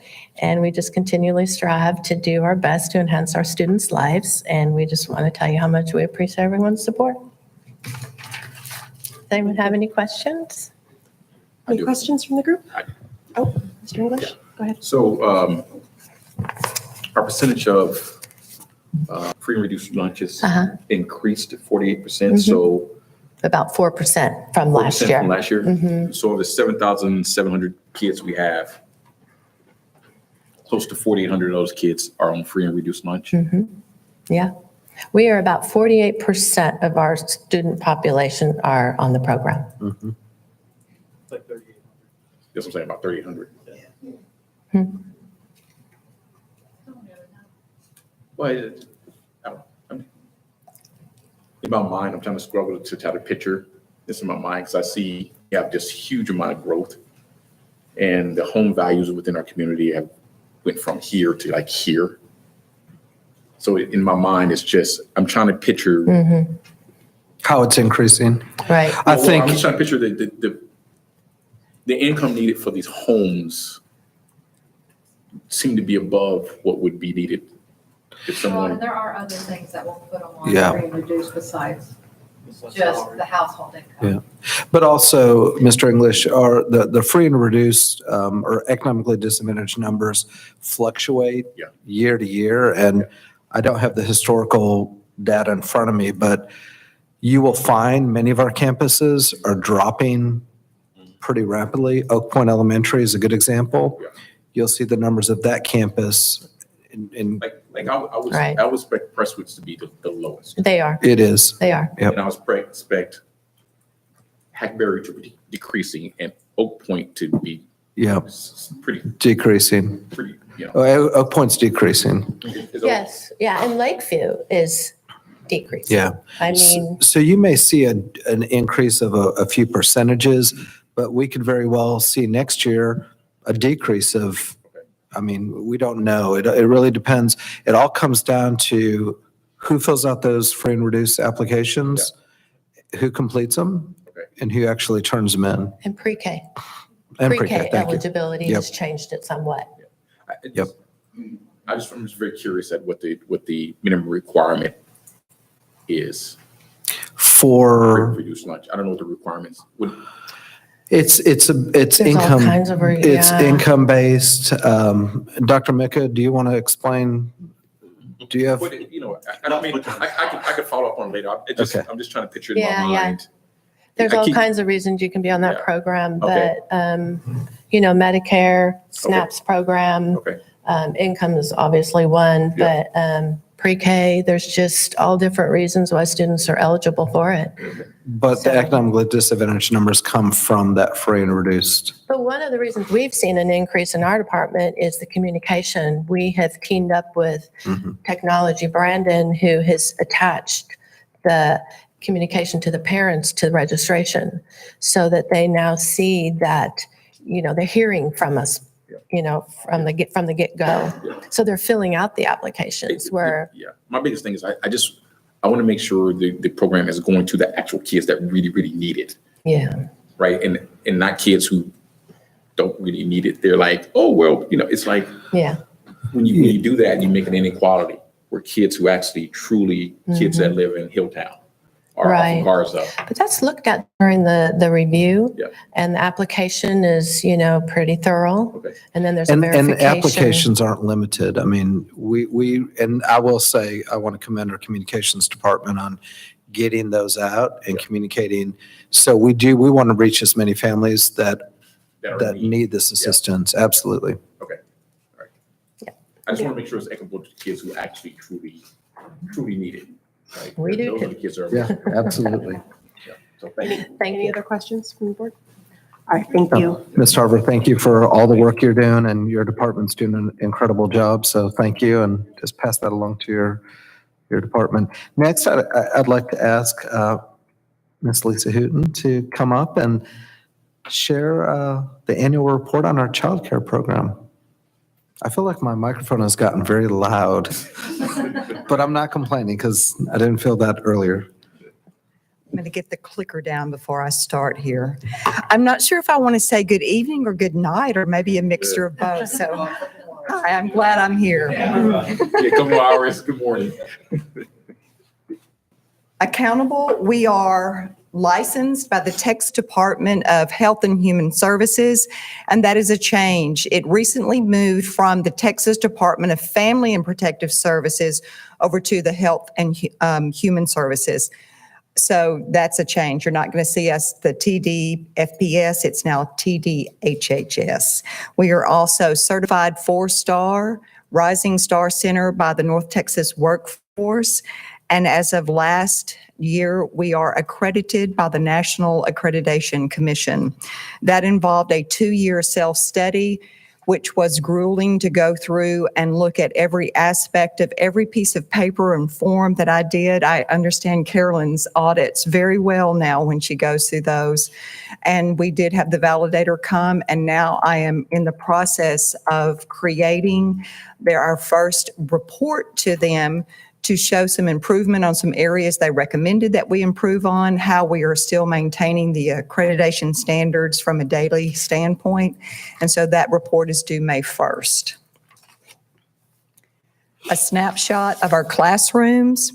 Infant A, I'm not going to go through all of them, but if you see, we are right now, our goal max for that classroom is 8. We have 7. You can look down, we have in most every classroom, we have full children in every room. The interesting point of this year for infants Normally, the first semester, we're full and we can't accept any other children. This year, particularly so, we have more second semester new babies coming in than ever. We almost are turning over our whole infant A room. They're coming in stack by stack starting April 1st. There are like 5 new babies are coming in. Unfortunately, we have the ability to schedule those other children up to move to the next rooms. That is not always the luxury that we can do, but we have, number one, a great staff who accommodates and understands those moves. We have great parents that are very willing to let their little babies move up to the next step. And that's a big accomplishment in our world, is to help those parents let their children grow and go with us. We have a total of 18 staff members. We have 2 office staff, and then we share the custodian with the team at Zellers. For education, I think I want to stop at this one and let's take a real good look at this. For me, I wanted to show you that the education of our classroom staff is far beyond what you might think of a typical childcare program. We have 7 staff that have a high school diploma or GED equivalent. We have 5 that have earned a Child Development Associate credential, which in our world is 480 class hours of work with a notebook that has to have a validator come out and sit with them and go through it and make sure that they have done the work accordingly. And they have also got to be looked at in the classroom and observed. So there's a lot of passing steps for those 5 particular people. We have 2 currently enrolled in college courses. One is enrolled in nursing and one is enrolled in early childhood. We have 1 teacher that has an Associate of Arts in Teaching, EC through 6, and 1 an Associate of Science, General Studies. We have 1 with a Bachelor of Science in Family Studies, 1 with a Bachelor of Arts, English and Art major, and 1 with a Bachelor of General Studies, and she also has a Master's of Arts in Teaching. For a little old childcare program for Little Elm ISD, that's pretty impressive for me. And these women are enthused and love being here, and the partnership, I think if we're looking towards excellence, this is a row of excellence down our hallway. For curriculum, we incorporate a foundation of social and emotional growth with strong teacher-child interaction. We have a 10-month plan of engaging theme-based units with supporting resources, and we have an observational assessment support using the creative curriculum from Teaching Strategies and the Teaching Strategies Gold, which is linked with the University of Texas Health and Science Center. And I'll have to kind of stop there and explain, the lady from Teaching Strategies, who is our coach, I called her about 2 weeks ago and I said, I've got to tell you, we're not as ahead on TS Gold as we thought we would be, because it's a lot of technology, it's a lot of programming that we're learning to do. And she said, well, Lisa, this is the deal. You only started Tadpoles, Teaching Strategies, and TS Gold in the same year. Not a really easy task to do. It takes several times and several practices to get all this down. So I felt really good that we have tackled something pretty monumental in our world as well. Tadpoles is a parent communication tool. With the help of the fabulous finance guys and the technology department, we were able to pretty quickly buy every classroom an iPad. And so now we have a touch eye-to-eye check-in system so that we have that and we can see at any moment who is in our class. Carrie and I can look and know how many children are in, how many children are out, where if they're on the playground. She knows where I'm at in the office if I'm in the meet and greet room. And that is a subscription rate that the parents have agreed to pay a $25 annual subscription for that. It's the coolest tool. My staff love it and the parents love it. It also also provides pictures and a daily report. And if you've had an infant in childcare, you know how many diapers, how many bottles, and how many naps are monumentally important. And it gives them a snapshot instantly throughout the day. One of the most important things that we've done also is we continue our MOU with TWU. We offer language enrichment for every preschool enrolled child in our program. It provides initial screening for speech and hearing, and it's a minimal monthly fee. These children in our preschool classrooms love when Miss Allison and her 3 grad students come on Tuesdays and Thursdays.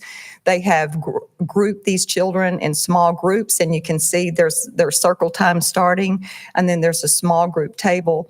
They are able to screen the children, and it helps us give the parents an opportunity to know if there might be further assessment. And it's been a very valuable tool.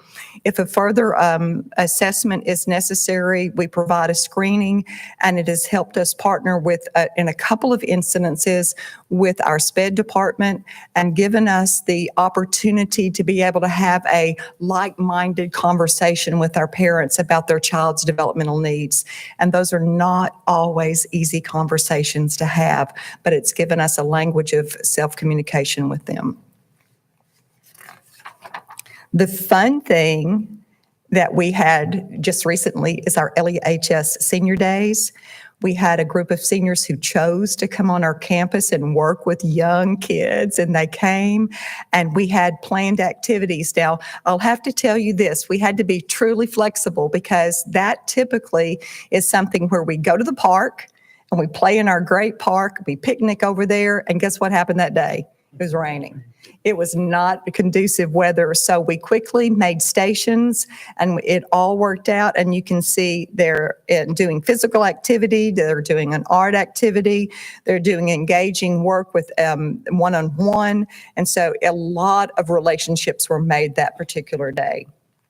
Another really super thing that happened was the LEHS choir, their Heart and Soul Ensemble came. And I have to kind of share with you how this happened. The choir teacher had accrued some great opportunities for the opera. Well, she included us in the opera, and when I called the director of the opera to come here, and I said, I know you need a dressing room. It's for 4-year-olds. She said, whoa. Not able to do that. So as we're glad as a result, this happened. The choir came, they sang for us, and they brought their instruments, and the children got to touch them and play them and sing, and they had the most fun ever that day. It was an experience that those kids talked about for minutes and minutes. There were excited students, and my kids were really, really happy. They called it the petting zoo.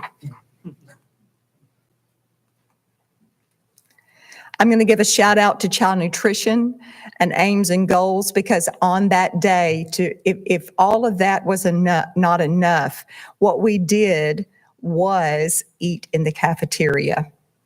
We came, Aims and Goals pushed their lunch back 30 minutes for us so we could have the 11 o'clock slot. That's all the kids talked about, was coming to eat in this big cafeteria, and they loved it. The staff in the lunch line was phenomenal. They helped us, and it was a great opportunity. And I told Carolyn the cookies were delicious. I loved them. They probably get excited about next year. Next year, they get to eat in the cafeteria. Yes. Right? That was the idea of it. When I was going to do this presentation, I asked my staff to let me know what it meant for them to work in this place with us. And so these are the buzz: part of a team, school family, support, togetherness, impact, learn and grow, fun atmosphere, amazing staff, a sense of pride and love, enjoyable each day, and they're making a difference. But these are the two that I wanted to really share, and I quote, "I love working here at LEISD CCP. My coworkers make coming to work fun. I can, with 100% certainty, say this job is my favorite. Another one, I am blessed to work in the preschool C classroom. I appreciate all of the quality resources I am able to access. I also love the sense of family and community that is so evident. We really are fortunate to be able to be who we are. And I say that with confidence because it's who you allow us to be. You allow us to have the freedom of strings to be able to do what we want to do, when we want to do it, how we want to do it, and more importantly, why we want to do it. And I appreciate that. I used to kind of brag when we moved from King, and that was, if you knew me, that was a tough heartstring move because I loved that old building. But I felt like I just had a princess crown put on my head when we moved here. Every day, it's challenging. I mean, we've got some challenging things going on up and down that hall some days, but it's great to be here, and I thank you so much for allowing that privilege. Thank you. Any questions, board members? Lisa, thank you for what you do, and you've got an amazing team, and I love the two quotes up there, and the one thing, we want all teachers in the district, any family member, employee, to be able to say that. So I loved seeing those. So thank you so much for sharing those. We appreciate what you do. All right, next. 2 minutes. Thank you, Mr. Gallagher. I was going to say, we'll call Rod Reeves to the podium, but you're already there. All right. I'll do my best. I'll do my best. You already told us goodnight, so. Okay. Should I get through it? Thank you, Mr. Gallagher and board members. Just want to go over the fourth quarter 2018 growth report. We're seeing the economic conditions within the DFW area, 3.4%. And so that's almost double the national rate, what we're seeing. So just continued growth. I can't believe it, but the unemployment rate continues to go down. And so that makes it very difficult for Ms. Cleota Epps and hiring for, those custodial and maintenance jobs. And so she does a great job for us. Thank you, Ms. Epps, for that. We are seeing that the annual home starts is close to 35,000. We look like it's going to plateau around 35,000, 36,000 is where we're seeing it. So we are showing some numbers of increasing, but we also have some hesitations on what's come up in the future. So we'll go over that next couple of slides. This just shows the DFW new home ranking report. Little Elm ISD ranks 6th. If you look at our annual starts, we're at a little over over 1,300 starts, and that is our second highest in 6 years. Just, related to 2017 was, I believe, our highest one in the last 6 years. Our annual closings are the highest that they've been, and so a little over 1,400.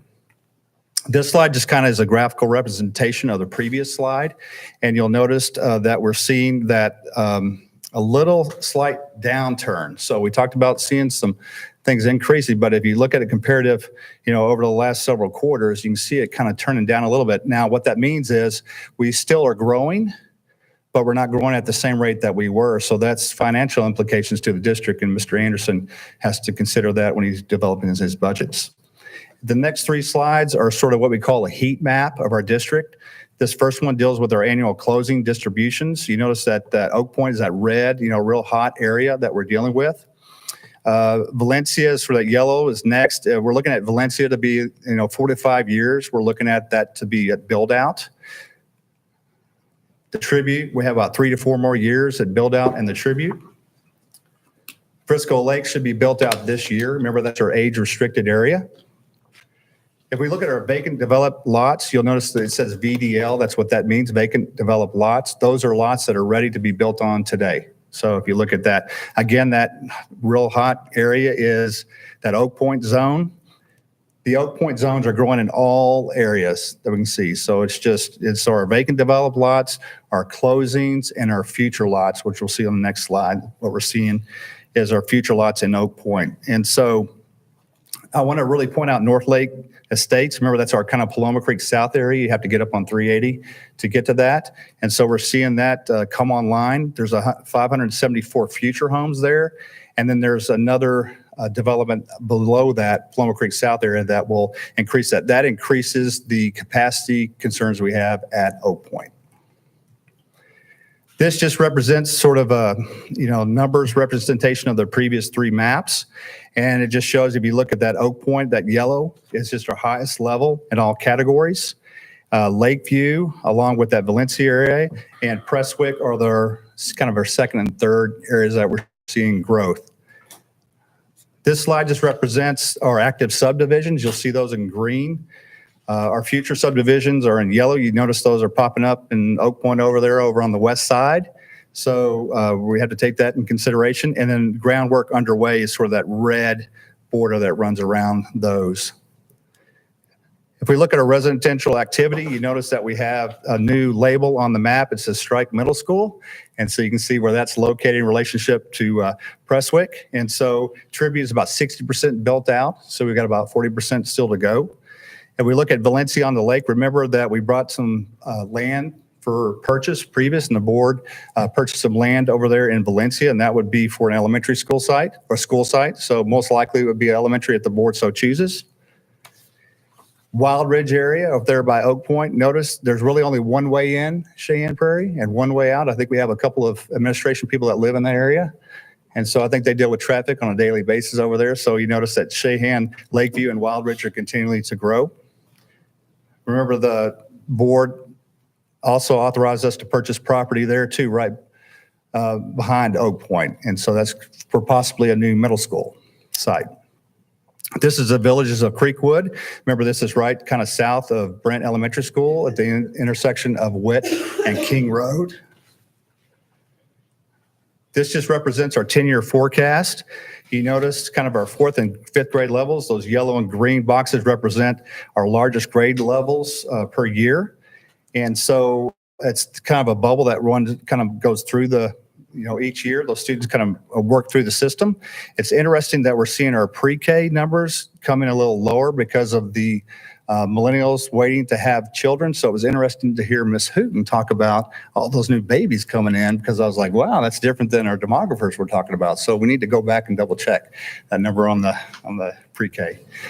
So this is our 10-year forecast just by elementary campus. And you notice that the yellow represents when we reach the enrollment exceeds maximum capacity. And so this is not necessarily use capacity, because the campus could use it in a different manner. And so those capacities could be exceeded sooner rather than later, depending upon the use of the building. So you notice the one that kind of stands out, or 2 of them. We notice that Prestwick is next year going to see some issues. We know that would be converted to K-5 2020 when the middle school's open. So that'll alleviate that. There's portables there. We'll relocate those over to Oak Point to take away some of that capacity issues we see over at Oak Point. Notice on this, there's a 10-year forecast on our secondary levels. You see Lakeside Middle School, you see it's the strain. They're going to see another strain for another year. And so we'll be working with Ms. Carr to make sure we try to alleviate some of that if we can.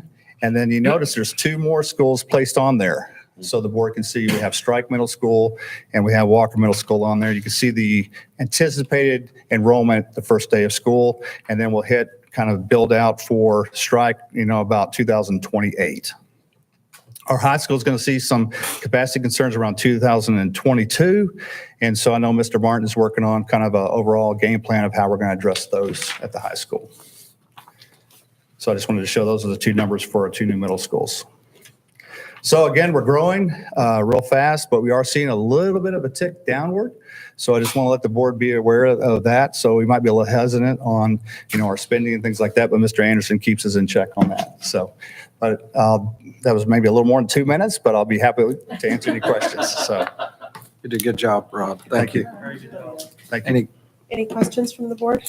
Thank you. Thank you, Mr. Reeves.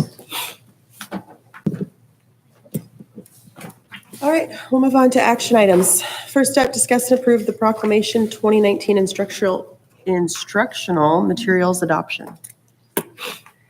Good evening, President Myers, Board of Trustees, Superintendent Gallagher. We have some information to share with you on Proclamation 2019, which is it is time for us to do a certain adoption. The state of Texas has us on an adoption cycle where we're able to adopt certain materials for certain contents in particular years. It's been 8 years since we've had our last adoption for English language arts, reading, and all the others that I'm going to share with you here in just a moment. So we're really excited to have some great leadership with Mr. Severe, who will speak with you in just a moment, to get us a really rigorous look at what we need to do, because it will be a while before we can adopt again. So we have to be really not only rigorous, but future thinking. Okay, where's my clicking thing? Here we are. Okay, and so you'll often see textbook adoption. It's not just necessarily textbooks, but it could be different instructional resource materials. It could be technology. The content areas that are up for adoption in this proclamation are English language arts and reading, K-8, Spanish language arts and reading, K-6, spelling 1 through 6 in English as well as Spanish, handwriting, K-5 in English and Spanish, English learners language arts in grades 7 and 8, which is also part of Proclamation 2020, should we choose, and then personal financial literacy, which is actually a social studies course. And so to kind of share the process with you, Mr. Severe, our Director for Curriculum and Learning, is going to share a briefing with you on how we went through that process with the community and our teachers. Okay, President Myers, Board of Trustees, Mr. Gallagher. Again, thank you for allowing us to come forward and just kind of present how we came to this decision.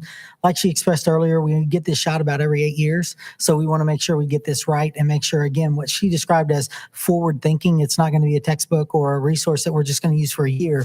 We're thinking, will this be valid? Will this be official, or not official, but effective 8 years from now? So as we go through this, before I start in the process, I want to thank a couple people for being here. One is Dominica Fan. She's our director. So, yeah, She got a promotion because she's staying so late. Yeah. But she's our coordinator for ELAR K-12. We have Tanya Wiersbicki, who's our coach for K-2 for literacy. She does a wonderful job of just getting out there and making sure we have all the coaching we need to get guided reading going. And last, and they've really come on board and really been a great help, is Jeff Wiseman and his team from Digital Learning, because we wanted to make sure as we get into this idea of 20th century learners, which, I mean, we're already in the 20th century, so are we really affecting that? We wanted to make sure we had the idea of, is this really, this resource going to affect the digital side of what we need to see? So with that, I'll go into some of the ways that we did this. First, we had parent and community opportunities for them to come out and see all the resources. And you saw that at the board meeting in February, where we had all the resources out there. We actually had, and this was amazing to us, about 20, is that right? About 20 people, where the last 8 years ago, we had one parent show up. So 20-fold increase. So, I mean, that's a good increase for us. But we offered that. We offered community members the opportunity to just come out and see what we're going to be recommending and what was available to us. And then we had the social media and the parent outreach as well. What we did then was we tried to dive in, and we brought a team together of teachers and of coordinators and just all departments trying to figure out what type of rubric did we want to use. And so we're going to try to pull this up on the screen. It is very small in writing. And so if you guys cannot see this, or you want a printed copy, and even then, I think you'll probably need readers for this. That's why I have mine with me today. But what we did was we tried to find a rubric that was either existing or something that we could take and make sure that it had a valid reason of why. We're just not inventing a wheel that had already been invented. So we found a rubric, and then we tweaked it to what we knew LEISD needed. And one of those components that we really looked at was, you can see over there in the fifth area, was technology. What are we really trying to do? So as teachers looked over the material on every campus, there would be a true rigorous rubric that they could use to say, not just I like this, but here are the reasons I like this. So we looked at areas such as alignment to the depth of the TEAC. The TEACs for 2019, which are shifting, they're brand new TEACs. So we wanted to make sure the resources we got were fully aligned 100% to the TEACs. We looked at instructional supports that they offered, because not only are we getting a textbook, but we want to offer all the instructional supports that a teacher might need. And finally, a look at the assessment. What assessments come with it? Are they going to be assessments resources that we can utilize, or are we just going to have to reinvent the wheel as soon as we get this textbook in? So again, trying to make our jobs more efficient, trying to help the teachers out with more support, and finally, just making sure that is this a curriculum, or not a curriculum, but a textbook we want to bring in for the next 8 years with all the resources accounted for. So as you can see, there's one rubric for the K through 2. Very different in the way you approach a K through 2 literacy and ELR support. And then we had a rubric for our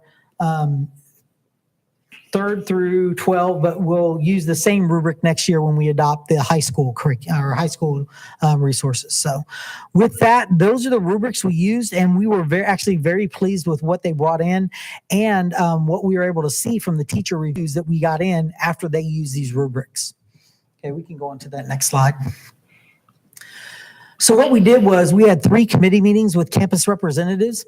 We had 25 representatives, each campus represented, and that included middle school plus a representative for our dual language program. Again, providing equity across our system for every program that this was going to impact. We wanted to make sure that every school, every teacher in a given content had representation, so we weren't just overlooking something. The second part of that was the sample materials were dispersed to each campus. And so each campus not only had a representative on the committee that we had, but every campus got to see every textbook that we were going to offer so they could go through and see what was available using the rubrics that we just described so they could go through it on their own. The last piece was we had multiple meetings with 2 publishers in particular once we came down to the final 2 choices to make sure we were getting everything that we thought, we weren't overlooking something, and really to just ask those critical questions. Dominica did a great job of putting questions together that came to from the campus level or from our committee, and we were able to forward those on to the selection that we had made and said, okay, answer these questions because we want to make sure we're vetting everything in the proper way. So again, thank you to the ELR department, just because they did a wonderful job of communicating those questions that we needed answered, and we had great meetings because of that. So lastly, what we have here, we have content areas. You can see it's English language arts and reading K-8 and Spanish language arts reading K-8. So we're looking at all facets, and really the Spanish language is really a K-5 initiative. But when you look at 6 to 8, you're looking at what is the ELL component of this? How are we going to provide the resources that they need for our ELL learners moving forward, but it will not be a dual language process. So what we came down to as textbook recommendations was 2 companies. We had the HMH and then we had Pearson. Main reason being because as we looked over our rubrics, those are the highest recommended from the committee we put together. Overwhelmingly, HMH was highly recommended from the committee who came together, got to see the presentations, touch, feel, and kind of get that overall perception from the publisher themselves. And even from the campus rubrics that we got back, overwhelmingly, middle school chose the HMH and Pearson as that first and second choice. So we really felt like we had good representation for both of these moving forward. Also in the notes, you can see that spelling and handwriting were embedded through both, and the ELL supports were embedded in both. Another thing was, we wanted to make sure that we covered all facets of it, but trying to get different textbooks, sometimes it changes the focus of what our program is going to be, because if you have 3 different resources. So the 2 that the teachers really fell in love with with the rubric as well is we wanted it all together. So this really kind of combined everything together in a one package deal that we can really move forward and feel comfortable for the next 8 years that it'll support the learners and the students that we have. So with that, that's kind of where we are in this process right now. Okay. We need a motion to approve. So moved. Do I have a second? Second. Any questions for Mr. Severe and Dr. Glover? Yeah, I have questions. Okay. Yeah. Sorry if I get. I like how they just all pointed to you. Yeah. Well, and this goes to a big thing, particularly what we're seeing in the industry. I see English on spelling and handwriting. So yes, sir. I hope I'm excited about that, particularly with handwriting, cursive handwriting. Yes. The teaching of cursive handwriting to our students. Yes. Okay. And that is also part of the new TEKS. Okay. And we can go more into that if you want, but it is a as long TEK as and it- it is embedded in this resource. As long as it's taught, Yes, sir. I'm okay. Because right now, I don't know what you, but in our industry, the technology industry right now, we have a problem. And so we do a lot of whiteboarding and those things. And we have professionals who can't read cursive handwriting. And it drives executives nuts. Matter of fact, we had a case where the executive was like, get that person out of here. You talk about a 6-figure job. Right. They're just like, I can't read the writing. I don't know what they're doing. Get rid of them. And I don't know what happened or where that idea was that they don't need the cursive handwriting. They don't need handwriting somewhere. I don't know where it came from, but Yeah, it's always, I will say this, as long as I've been in education, it's always been in the standards. It's in the TEKS. The reality is though, and I'm making more of a statement here, I think when the high stakes testing came about in the mid-90s, there was less of an emphasis on that. But I do know as a fact, it's in our standards. We do teach it. But I think that, with some additional support and resources, it definitely helps our teachers. it is highly, highly important in the job market now that people are able to read that. And the next thing is spelling. We have people in our industry which are just horrible. They literally, we have executives that, there are emails that I've seen and I've stopped team members like, you do not send that email. And that wasn't, Spelling is horrible. that was an important piece for our teachers, is to make sure that we did have that embedded.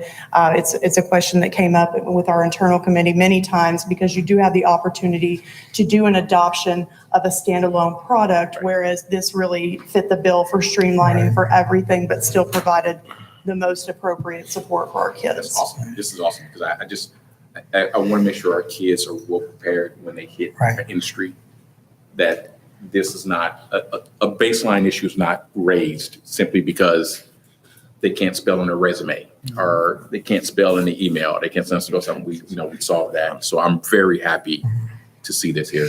And again, what she described, the teachers were just really pleased with the fact that it's embedded into the program that we would be using, not that it's a separate entity that we got to figure out how to, kind of shoehorn in. Right. Yeah. I'm very happy. When we're teaching cursive writing, we're teaching kids how to spell correctly in phonics. I'm good. That's great. Great news. Any other questions? Yeah, I do have one. I do remember seeing on the text you said on there that you wanted to make sure it adheres to the next year. I'm sorry, on the rubric, you wanted to make sure it adheres to 19 TEKS. Yes, sir. With the fact that all of our requirements and everything are changing on an annual basis, and we never know what they're going to be one year for the next.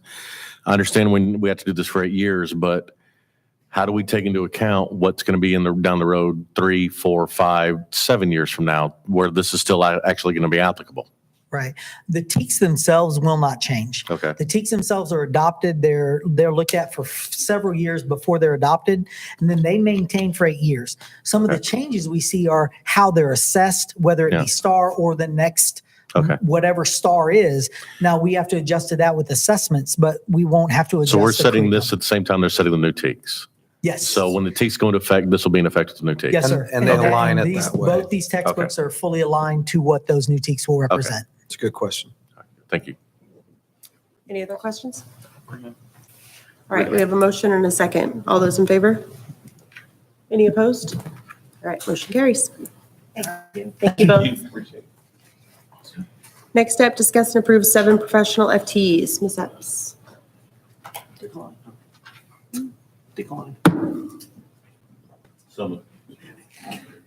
Good evening, Mr. Superintendent. I'm scared, it's getting late. Mr. Gallagher, Madam President, Board of Trustees. The administration is looking at the TASB Policy Updates 112, which you were provided in your packets ahead of time. And this is a legal and local policy revision based on the updates to the Texas Administrative Code, some recording of provisions and reorganization of some policies into separate codes for ease of use. All right, Ms. Epps. We're on item B, the 7 professional FTEs. Okay, we're on D. Sorry, I was on C. B is in boy. B is in boy. Yeah, it's the second one under action items. Okay, I think I have an old agenda. I'm sorry. Yeah, I this won't is look at the the- agenda. Okay, we'll do the 7 FTEs. FTEs, yep. Okay, thank you. Okay, so 7 professional FTEs. These are teaching FTEs to assist in lowering the student-teacher ratios and meeting campus needs. The administration is recommending approval of 7 professional FTEs as submitted. I need a motion to approve as submitted. So moved. Do I have a second? Second. Any questions for Ms. Epps? All right, we have a motion and a second. All those in favor, please raise your hand. Any opposed? Motion carries. Thank you, Ms. Epps. Okay. He's looking under consent. The other one went to consent. Awesome. Yeah. Life is good. Thank you. That's you were worried about that one. Now, if they pull that agenda item, you can come back. Discuss and approve financial reports, Mr. Anderson. All right, great. You get two things. Grant, you get a bonus minute, you get 3 minutes. Okay. Love new colors. Good evening, President Myers and Board of Trustees and Superintendent Gallagher. You have the January 2019 financials. And some notes to the financials is that the budget amendments include all the amendments through March 2019. It includes the general fund, capital projects fund, debt service fund, and special revenue funds. As you know, the general fund accounts for the daily operational costs of the district, and there's no major amendments in the general fund. Capital projects fund accounts for the major capital outlay paid from both general fund and bond dollars.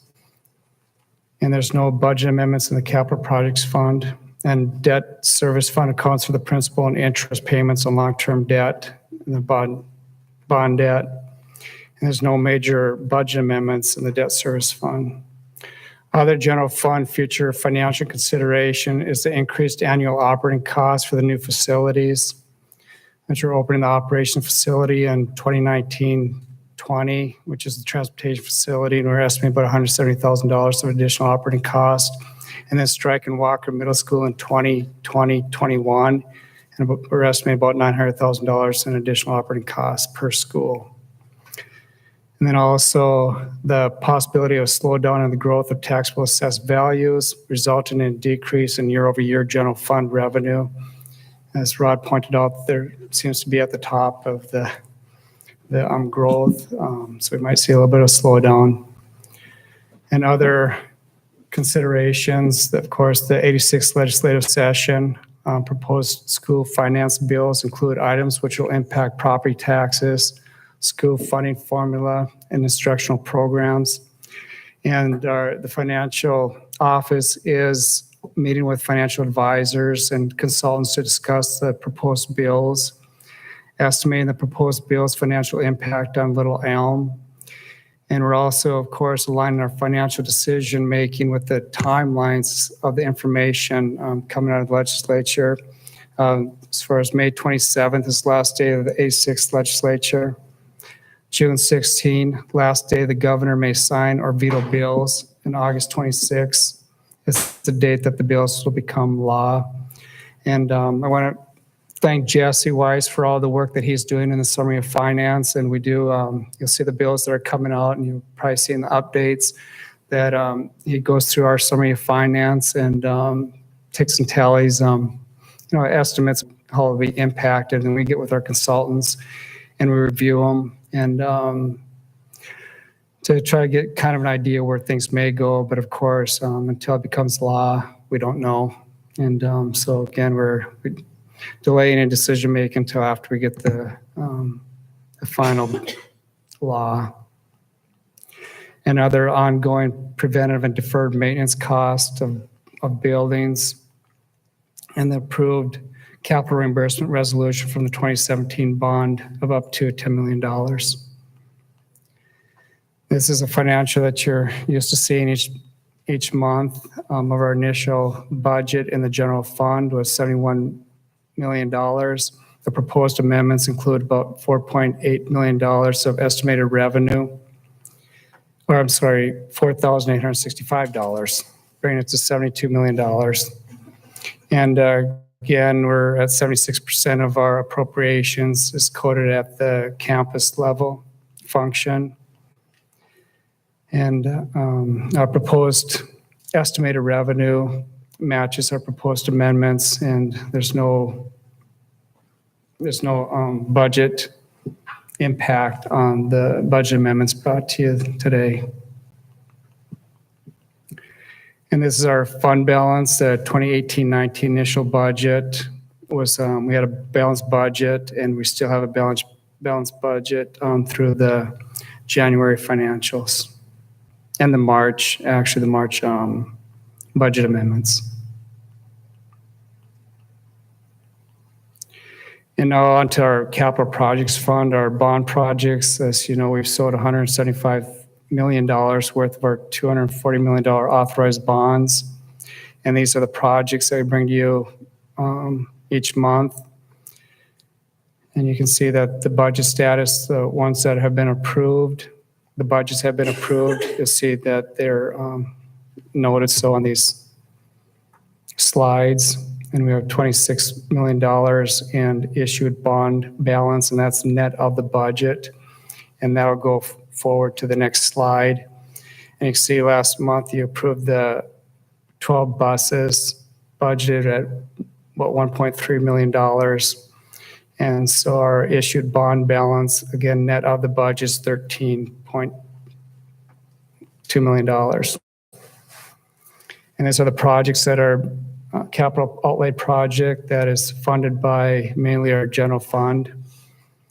Whoops. And you can see that we're 51% expensed for the transportation operation building. And this is our debt service fund with a total budget to actual revenue of $21 million budget estimated revenue, and with a $5.4 million estimated ending fund balance. And you can see the current realized revenue.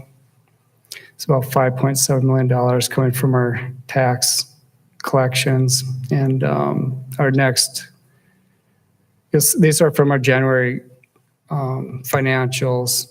So in February financials next month, you'll see some of the principal and interest paid on our long-term debt. Because right now we just have like $500 bond issuance in there. So the administration recommends approval of the January 2019 financial reports as presented. Need a motion to approve. So moved. Do I have a second? Second. Any questions for Mr. Anderson? All right. All those in favor, please raise your hand. Any opposed? Motion carries. Discuss and approve Little Elm ISD interlocal summary report. Yes, this is an interlocal summary report, has 3 items on it. One for the Educational and Institutional Cooperative Services, E&I, and this is just for Little Elm ISD to join a purchasing co-op to give more options for purchasing office supplies and other type of materials. And then the WGU Texas is the Western Government University Online that Tony Tipton is bringing forward, and this communication department for a partnership agreement between the university and LEISD. And the university will offer employees a 5% tuition discount for up to 4 academic terms. Employees of Little Elm are also eligible to apply for scholarships offered through the university's instructional scholarship program. And the third one is Sourcewell, which is again another purchasing co-op, and an interlocal agreement to purchase products and services through Sourcewell Cooperative Services. And that's expanding some of the options we have for maintenance and grounds and custodial type supplies. The administration recommends approval of the Little Elm ISD interlocal summary as submitted. Need a motion to approve as submitted. So moved. Do I have a second? Second. Any questions on these items from Mr. Anderson? I did. Didn't we just have the going into a cooperative approval last month? Yes, and we do as they come forward. And sometimes what happens is when we look, when a need comes up for a purchase, we'll look at co-ops actually throughout the state and see if there's any other co-ops we can join. And it's an ongoing activity that we constantly. Okay. Any other questions? All right, all those in favor, please raise your hand. Any opposed? Motion carries. Thank Thank you, Mr. Anderson. Discuss and approve facility naming. Mr. Gallagher. President Myers, board members, as you know, and as the community knows, in August of 2020, we'll be opening two brand-new middle schools, Strick Middle School and Walker Middle School, which we're obviously very excited about. But at the same time, Prestwick STEM Academy will become the 6th elementary campus in Little Elm ISD. And as of right now, it is a K-8 campus. The current name of the school, again, we all know, is Prestwick STEM Academy. However, in keeping with the consistency of our district with how our elementary schools are named, the administration recommends the approval of changing the name of Prestwick STEM Academy to Prestwick Elementary, which will take effect in August of 2020. And one thing I would like to point out for the board, which I know you're aware of this, but for the community, I want to make sure that the community is aware that the focus on STEM will always remain. In fact, we're working very hard at ensuring that the STEM opportunities that we've been providing at Prestwick over the last several years, that those same opportunities will be provided across the campus or across the district. And that's something that I talked about in our bond meetings, and I've mentioned that many times to our community.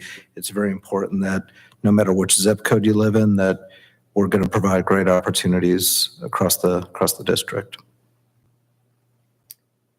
Great. I need a motion to approve. So moved. Do I have a second? Second. Any questions, discussion? You're me, I'll go. So I see the cost of $5,000 to $10,000. Are we expecting this to come out of the general operating budget, or is this coming out of? That's basically just to put up, take down some lettering, put up new lettering. Right, no, but I'm saying, where is it coming out of, which budget? Grant, or Rod, I which, want to make sure it's not, no offense, I just want to make sure it's not bond money. I prefer it. Okay, Yeah, so I just want to yeah. make sure. good question. My question was around, I know we've discussed the necessity of the renaming before, but we'd also had the discussion that it was going to be like Prestwick Elementary, a STEM campus, or that we were going to actually make a concerted effort to highlight the fact that we were pushing out more STEM opportunities to all of our elementary schools, and making it, Little Elm a STEM district, or something to where the STEM was still highlighted, not only in just reality of what we're doing, but also in the branding of the schools Absolutely. and of the district. So Yeah, I see that absolutely. going off here. Are we doing something else? I would say the answer to that is yes, we are doing that. However, what we would like to do as a district is to make sure we've got whether or not we get that STEM curriculum all the way down to kindergarten. This is the first year that we've taken what we've been doing at Prestwick. We've moved it to 4th and 5th grade district-wide.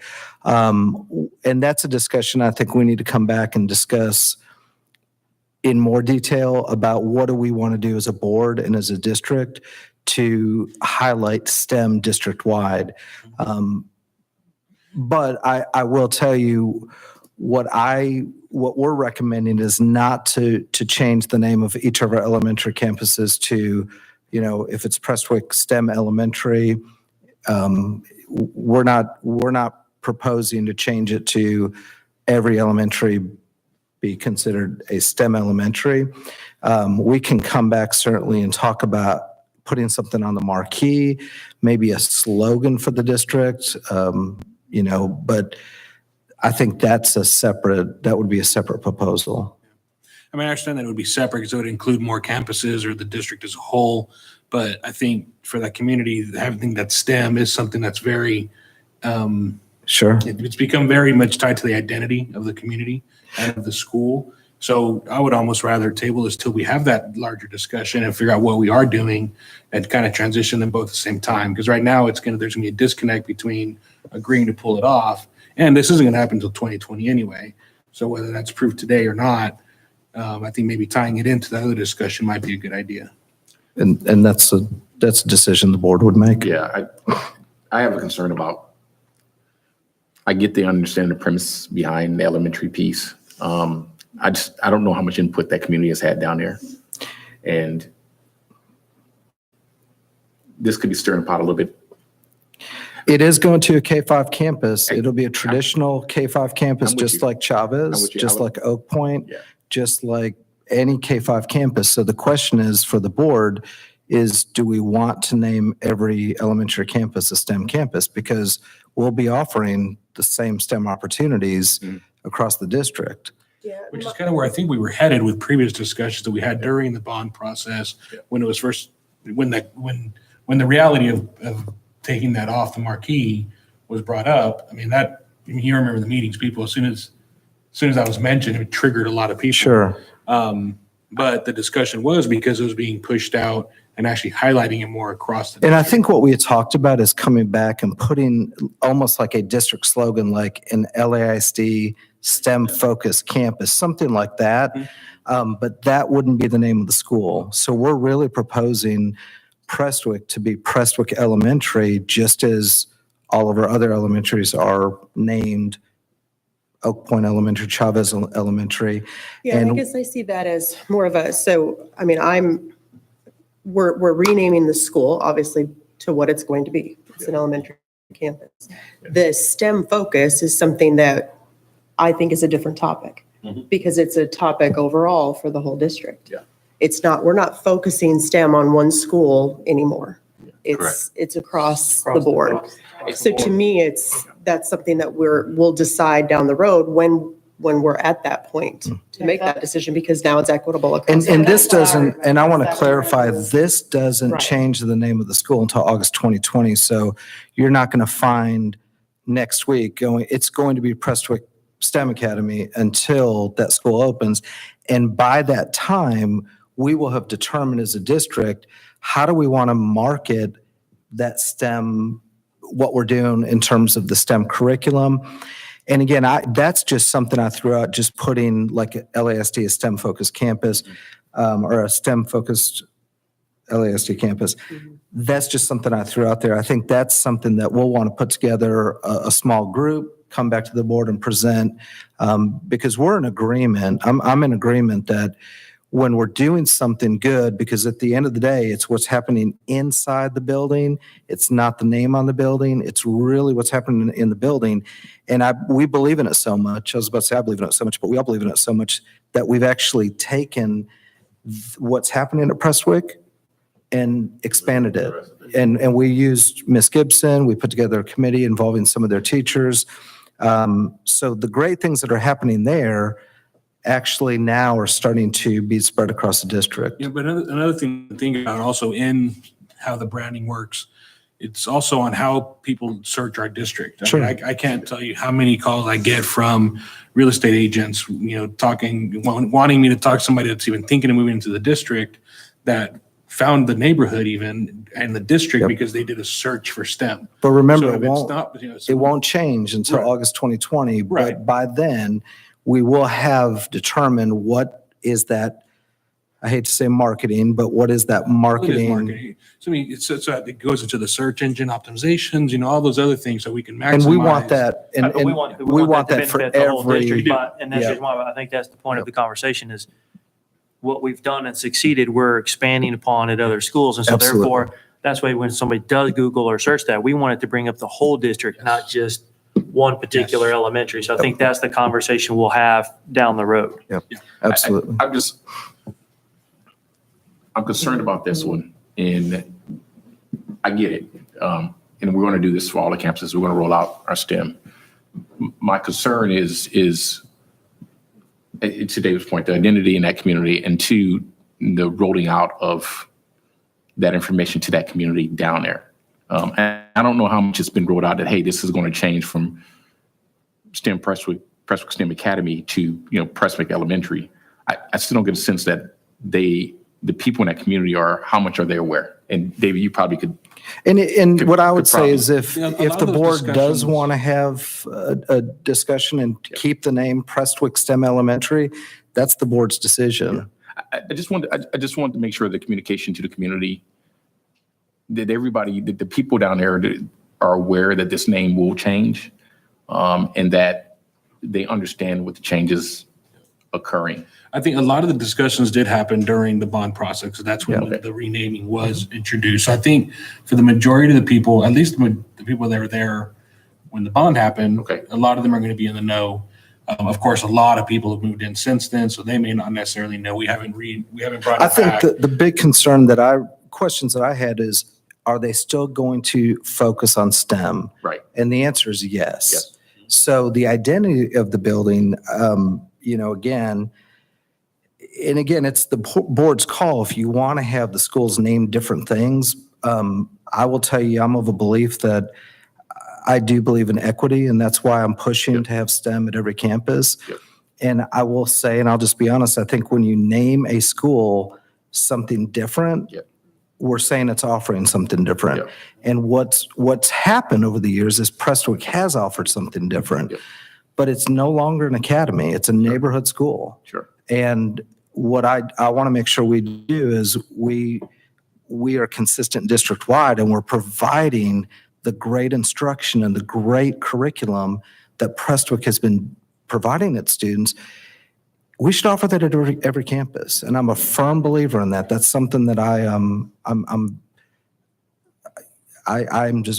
believe no matter what zip code you live in, we should provide the best. And I completely agree and go with that thought. Like I say, I'm concerned about the communication down there, and people were, like I say, there was communication on the bond, there was communication. We did through the bond. But when you still have that and you make this decision saying we're going to change that name, bringing those people along and comfortable and going, okay, we're making a change. That's my biggest concern right now. And like I say, David, you can tell me more. But remember, it's Right. not being changed. Yeah, we're still looking I 18 don't- months I away don't that they'll see- be.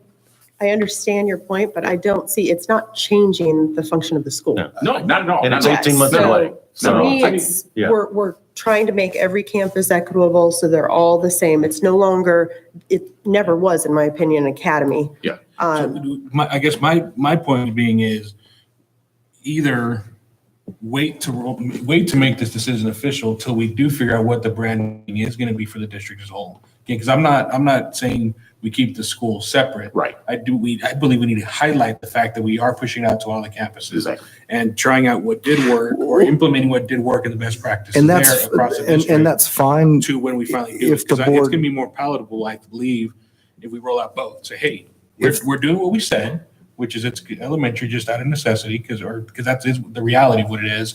And also, this is what we're doing as a district to highlight and to get the best recognition for what we are doing. and if we do that I guess the together, only then it kind of question, takes it out, because now you get people that are going to say, the only oh, you're going question, to change that, but you're not going to highlight STEM. And we're like, oh, we are. well, we've already explained that, but the only Yeah. question I would have to that is, and if the board wants to come up with another name, whether it would, I mean, if either there's two choices, either it's going to be Prestwick STEM Elementary or Prestwick Elementary. Any kind of slogan we'll put on the building, but the name of the school, we want consistent names across our district. Yeah, the name is the name. So I won't bring back unless the board can choose to have STEM on the name, but then I will bring back that we have STEM on every elementary campus. So we change one school, we change. We said it the whole time. All of our kids are all of our kids. All of our kids are going to be treated the same no matter where they at. So they're either all elementaries or they're all STEM elementaries. And I want to One be of the so two. clear, and I've said it, but I'll say it again. We will not stop teaching to the level that we're teaching, and we will not change the focus on STEM.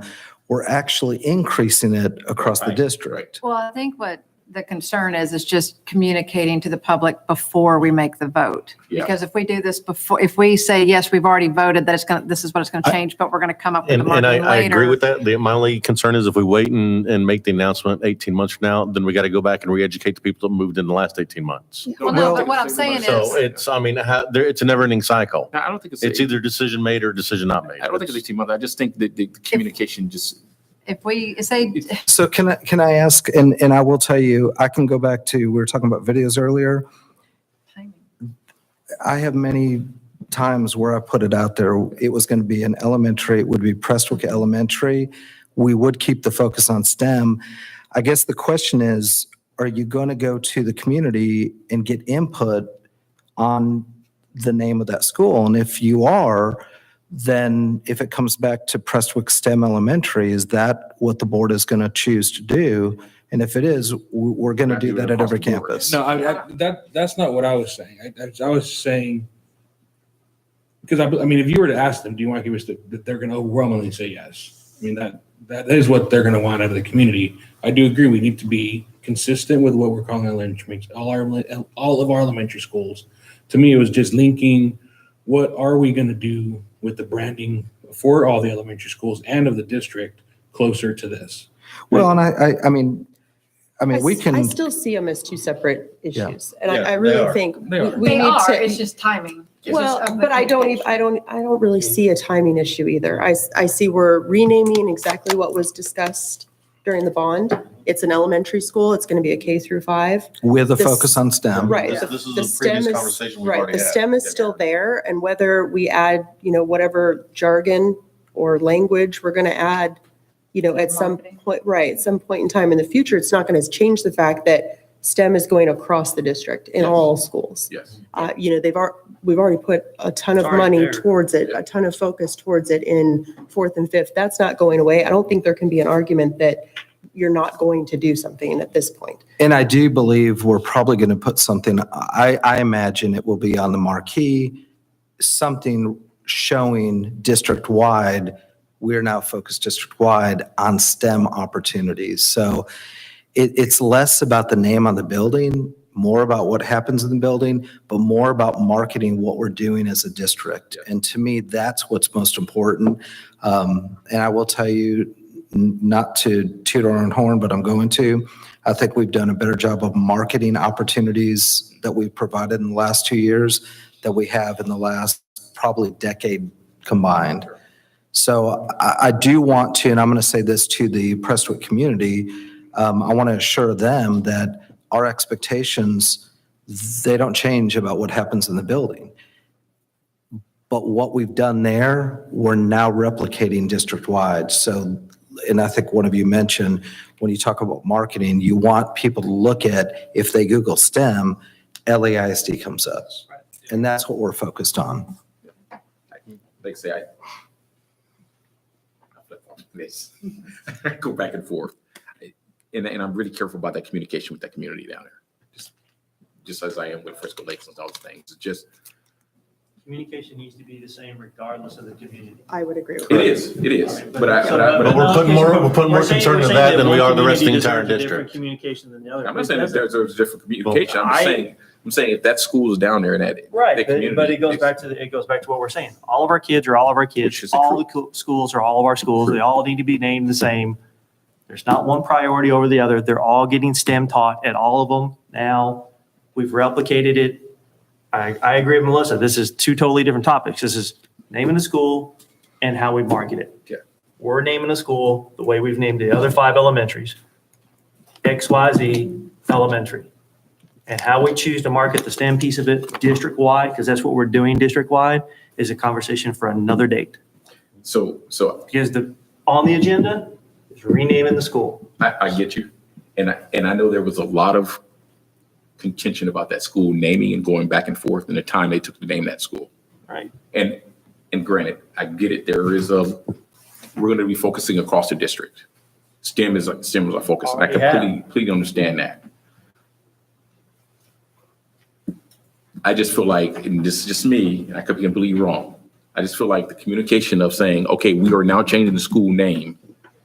That communication out of the community and saying, hey, look, your school's name is going to Just change. a correction, just to correct, we're not now changing it. The school name will be changed in 18 months. And I also do want I to, understand. The decision to change the name is now. but I do want to. But there still is an additional 18 months There is. before something's going to There is, happen. but- So But I- they have 18 months to come to terms with it, for lack of a better I phrase. understand, but the decision to do it is now. But I do want to clarify that this isn't just coming up today. Yeah, right. This was discussed throughout nearly every bond meeting. And I could go back to videos because I had questions from community members. The biggest concern that community members in Prestwick had is, are we still going to focus on STEM? Mhm. And the answer is Yeah. undoubtedly, absolutely. And again, we're moving it district-wide, so. So, Dave, I need your help on this. To to help me understand, is that community, I mean, what is the sense after the bond discussions, after all the things going on with the community? That was the biggest thing there. The initial reaction on STEM will come off the building. One, academy will come off, STEM will come off. Okay. It's just gonna be elementary. Was, are we not gonna be STEM focused anymore? And then, so that was the biggest discussion, is reassuring them, one, not only was that not gonna come off of that school, but that it was actually being implemented across the board. Okay.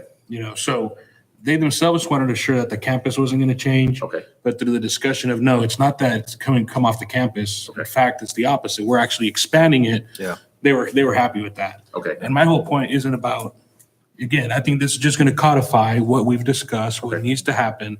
I would have just liked for it to be maybe And we linked will. more closely to what what I is the can marketing going do- to be for the entire district. And what I can do We is have 18 come months to back, get it done. and we don't have to wait 18 months. I'll get with Dr. Tipton and our communications group with our curriculum people and really talk about how do we concisely say Little Elm ISD is a STEM-focused district to where we could fit it on the marquees, almost just a small quotation. I think, I'm in agreement and I understand, and I understand everyone's point. I just want to make sure we're consistent across the district. Yeah. Oh, correct. I just don't want to slap I somebody agree in the with that. I face mean, and causing I'm not, undue. I'm not arguing that point. Yeah. The communication, because we know how it happens. Communication goes crazy and everybody goes haywire. Yeah. For And no it's reason like whatsoever. anything. Once you talk to somebody, once you talk to somebody what their concerns, are going to understand. Yeah. So this is all purely about whatever is going to be picked up on. I would say I would be more concerned if we were changing the name next week. This just is the legal part that this will be the name of the school, August 2020. The marquee piece, the marketing piece, we will certainly come back and present something on that that's appropriate for every campus. But again, this isn't something that's going to happen tomorrow. So we have a motion and a second on the table with, I think, what Mr. Gallagher just mentioned as far as the STEM focus, having that come up in the near future, of what that, I guess, will be or what that will say. And then again, the motion is for August, to take effect August 2020. Correct. Okay. All right. So we have a motion and a second. I need all those in favor to please raise your hand. Any opposed? All right. 5-1, motion carries. All right, well, in keeping with so as you know, board members, hold on, my computer locked. We had a question come up. It was several months ago about the stadium, the name of the stadium, and questions came up about, right now, there isn't really a name of the stadium. It's the athletic complex. So we put out a survey to the community about renaming it. And I'll read what I wrote here. In recent years, we have changed each campus mascot to the Lobo, so all schools are consistent with Little Elm High School mascot. And keeping with the theme of we're all Lobos, the board may consider naming the stadium at the Little Elm ISD Athletic Complex Lobo Stadium. What this does is provides the board flexibility. It provides an identity to the actual stadium at the complex, but it provides the board flexibility in how that name can be put up. So you remember at one board meeting, I think Mr. Martin presented $250,000. somewhere in that range. He presented really a worst case scenario. If you went with, flashing lights, you went with a complete change in what's up there, a large sum of money, and it was in the six-figure range. What this does, if the board chooses, and let me tell you, Lobo Stadium, there were several different names, and we shared those with the board. Lobo Stadium was one that was very popular. But again, it also keeps with the theme of we're all Lobos in Little Elm ISD.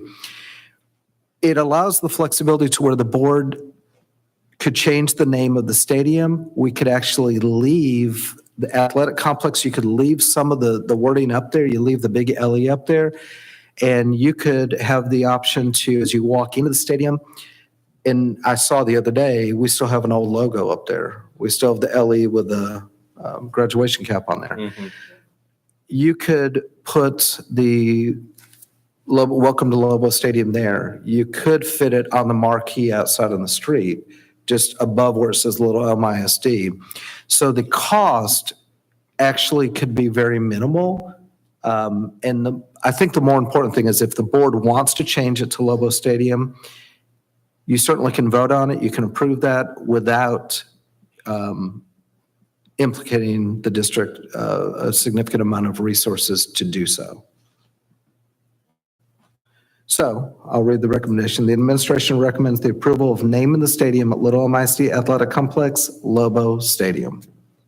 I need a motion to approve. So moved. Do I have a second? Second. Any discussion, questions? Oh, yeah. No, I'm sorry. Gonna bypass.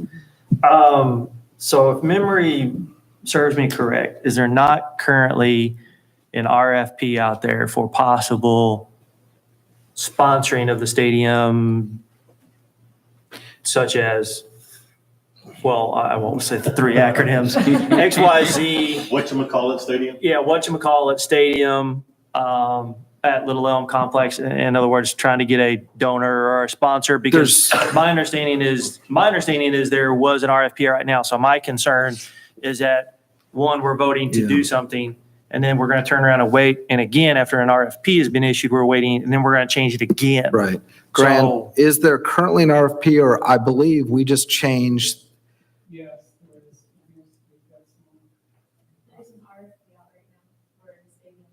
Right. So that's what I'm saying. So How long has that been out? So see, that's what I'm saying. So why, I would like to have this postponed until then, because if we already have an RFP out in 2 months, Have we had any? I mean, I just don't want to sit here and we're saying something now, and then in 2 months, you could be coming back to us and saying, oh, by the way, now it's XYZ company at Little Elm Athletic Complex Yeah. / Lobo Stadium. One thing I'll say, though, is I think, again, this is a board decision. Let's just, company XYZ, it could still be, you could still have Lobo Stadium in there Right. somewhere. Well, the other part of that I'm concerned about is I just want to make sure what we're spending the money on, we're not spending money to change it to then turn around, and although somebody else would be paying for it probably within that sponsorship, we're going to be changing it again. I just don't think that's an appropriate allocation of the money, even though it's not a huge amount. Right. But I still would just prefer that we know something's coming out in 2 months. Let's wait for 2 months. I mean, I'm not against naming it Lobo Stadium. Trust me, I'm fine with that part of it. It's the constant changing of, well, we're doing something now, and then 2 months down the road, we may be doing something again. I'd rather. And I understand that. Do we have people out there wanting to buy the rights of our stadium? AT&T. No, I'm sorry. We do that. We only do bigger stadiums. But at this point, I think really all we can say, because it's an RFP, is that it closes in May. Yeah. Well, like we just did in the previous vote, which is we're deciding today, but it's not going to take effect. I understand. As long as. Can we add to the effect after May 2019? That's. Sure. Flexibility to do that, or does it have to be as In written? this case, I don't know. I would just That way prefer, we're not- that I'm way we're fine not approving wasting it. I would just money on prefer it. not to spend the money until after May, And we could, until we figure out we for can, sure if we're going to have a sponsorship, so we're And we can not do that, spending the money can't to we? change it when we're going to change it again. and That's that my would be only as presented. comment. With the motion. So, but I think, We can pass it. I just Yeah. think my recommendation to staff Mhm. and administration would be, I'm fine with changing the name, but I don't want to spend the money until after May, till we find out for sure if anything comes about through this RFP. But aren't Then we we can discuss. have to vote again? No. If the No. RFP comes No. through? No, because. Sonny just said that we can add it in Well, there, it- make a motion to add that portion into it. Well, yeah, okay. So we would Yeah. come back, if somebody I'm just- did do it, requested the name Lobo AT&T Stadium, I will tell you this, then we would change.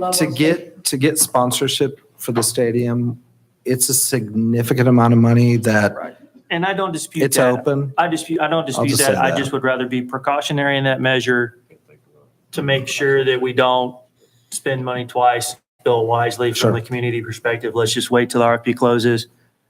I'm in Approve the agreement name with that. change per se, that we'd like the Lobo Stadium, like you're saying, but wait to do So marquee I don't- changes. I don't disagree with that. I think what were we looking at making the change on? I mean, it was really, Right. we have an outdated logo. Yep. That has It's to be inside. changed anywhere. That's inside. Correct, but it has to be changed anyway. Right, correct. Yeah. Do we have the right logo on the front of the building or it just says Little Elm? It's The front of the It's building just- is it's just correct. Just the gold LE, and it's just Yeah, the LE. plain That's what I LED. thought. And it But- has a light We bulb. like that one right there. No, it's No, that's actually all right. lit. Sorry. It was Yeah, they actually did lit. get I it drove fixed. by the other It's day. like that LE. But on President the Myers, backdrop that's there. something we would not recommend taking down. Right. No, You know, we're really mainly talking about that entrance when you walk in. Just It the- gives the identity of the stadium, that it's Lobo Stadium. You're not spending an enormous amount of money to take Right. off Correct. athletic complex. You know, down the road, if a future board of, future administration says, hey, we need to do that, they certainly have that option. But I think, again, keeping with we're all Lobos, it fits. Yeah. And it provides us an opportunity to update that inside outdated logo. Yeah, because I will update that regardless, Mm. correct? Yeah. Okay. What are you saying? I mean, hold on, I'm sorry. The outdated logo that's up Outdated there. logo, the old logo. Right, inside the state, that's That's okay, inside. we're gonna do that anyway, so Right. it doesn't matter if the Yeah. RFP comes through. 'Cause that's Well, what- but to the point, we may want to just wait Which- till that RFP does come through. Yes, we're going to take it down, but depending upon what we put on the inside, from a graphics perspective or signage, we may want to just wait to do that. We certainly can wait to, Because you don't know if that's going to change. There's a possibility, in all likelihood, probably not, but to be safe. sure. And I would say the I inside, think we're in you could probably agreement. put it up there because it's really the outside. If you're Yeah. gonna have an RFP and you're gonna pay millions of dollars or whatever it is, you're putting it on the outside, not the inside. Right, true. It'd be my- Just for But the yes, to your record, point, it is working. AT&T is not sponsoring us. I was just, Yes. that's I'm not just in speaking- case he had influence to influence that. I'm not that thing, speaking but on- I I'm not speaking just on the wanna make marketing's sure behalf. Nobody looks online and be like, Come on, "Oh, you yes, said it. AT&T, it's good." He said it's on. I said X, Y. Exactly. I You said know. X, Y, Z. Per daily on. Yeah, exactly. All right, we have AT&T a is not motion and a second. Any other questions, comments? Well, yeah, I would just like to make the motion that we go ahead and approve, but with the stipulation that we wait until the RFP, we're not spending the money until the RFP closes. Sure. Okay. Correct. Yeah. Okay, do we have a second? Second. Any other questions, comments? All right, all those in favor, please raise your hand. Any opposed? Motion carries. Discuss and approve the request for proposal 9/17/2018 and 2019 food catering services.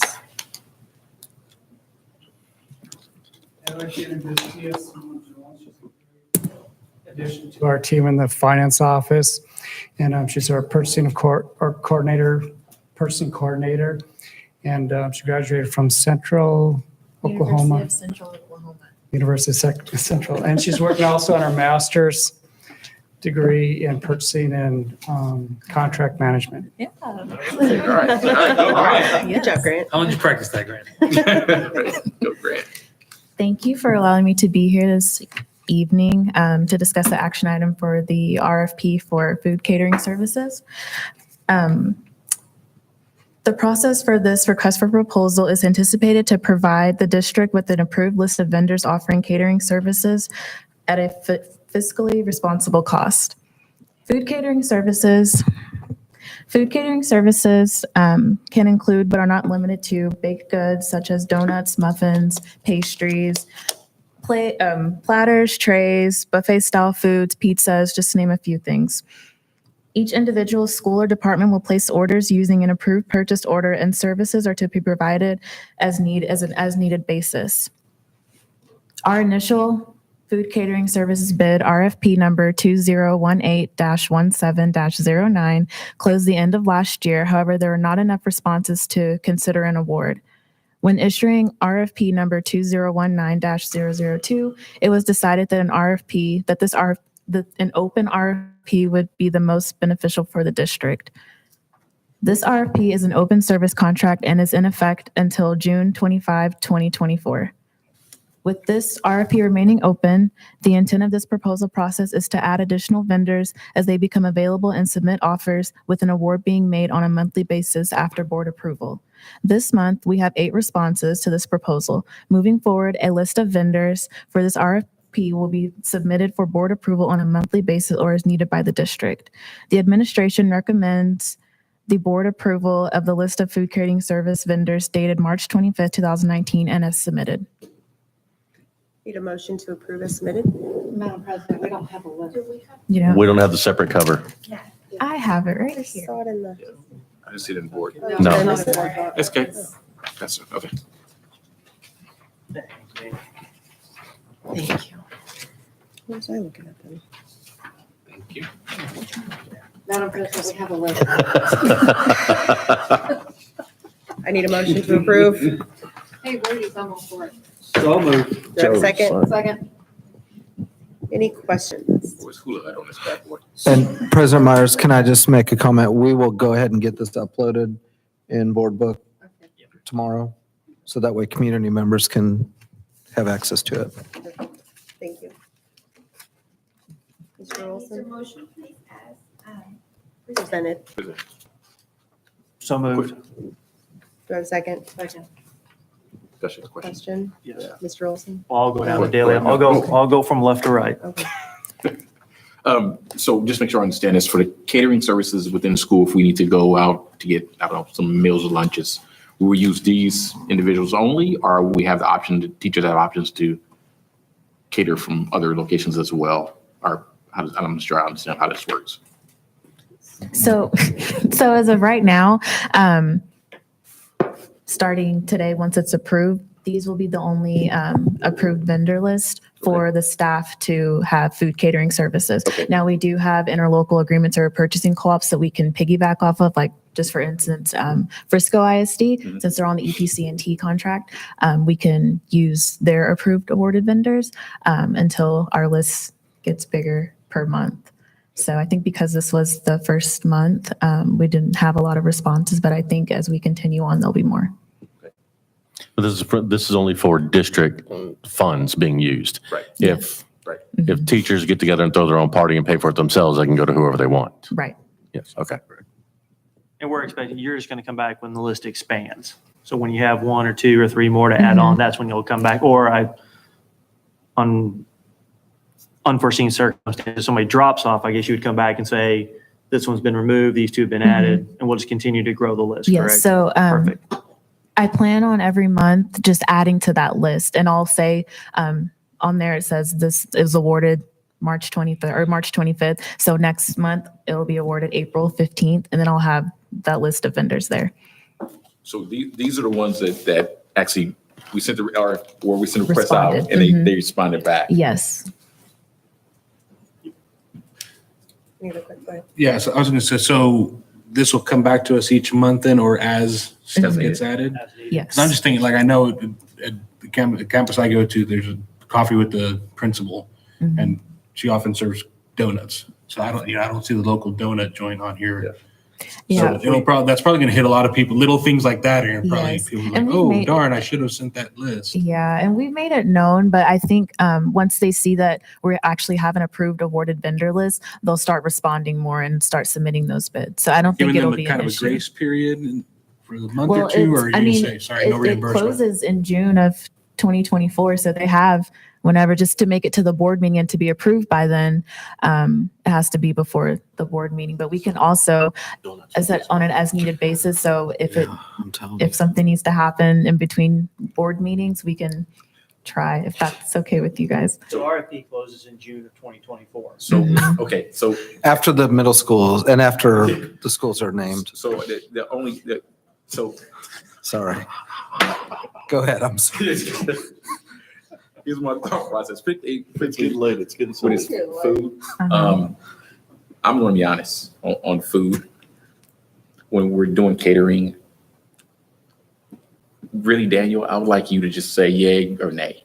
If teachers want to have it from a particular vendor, then. Yeah, I would love to. Let me tell you the reason I'm laughing, because I kind of had this discussion with the business office about donuts, because Dan just leaned over and said, no Yeah. donuts for the next month.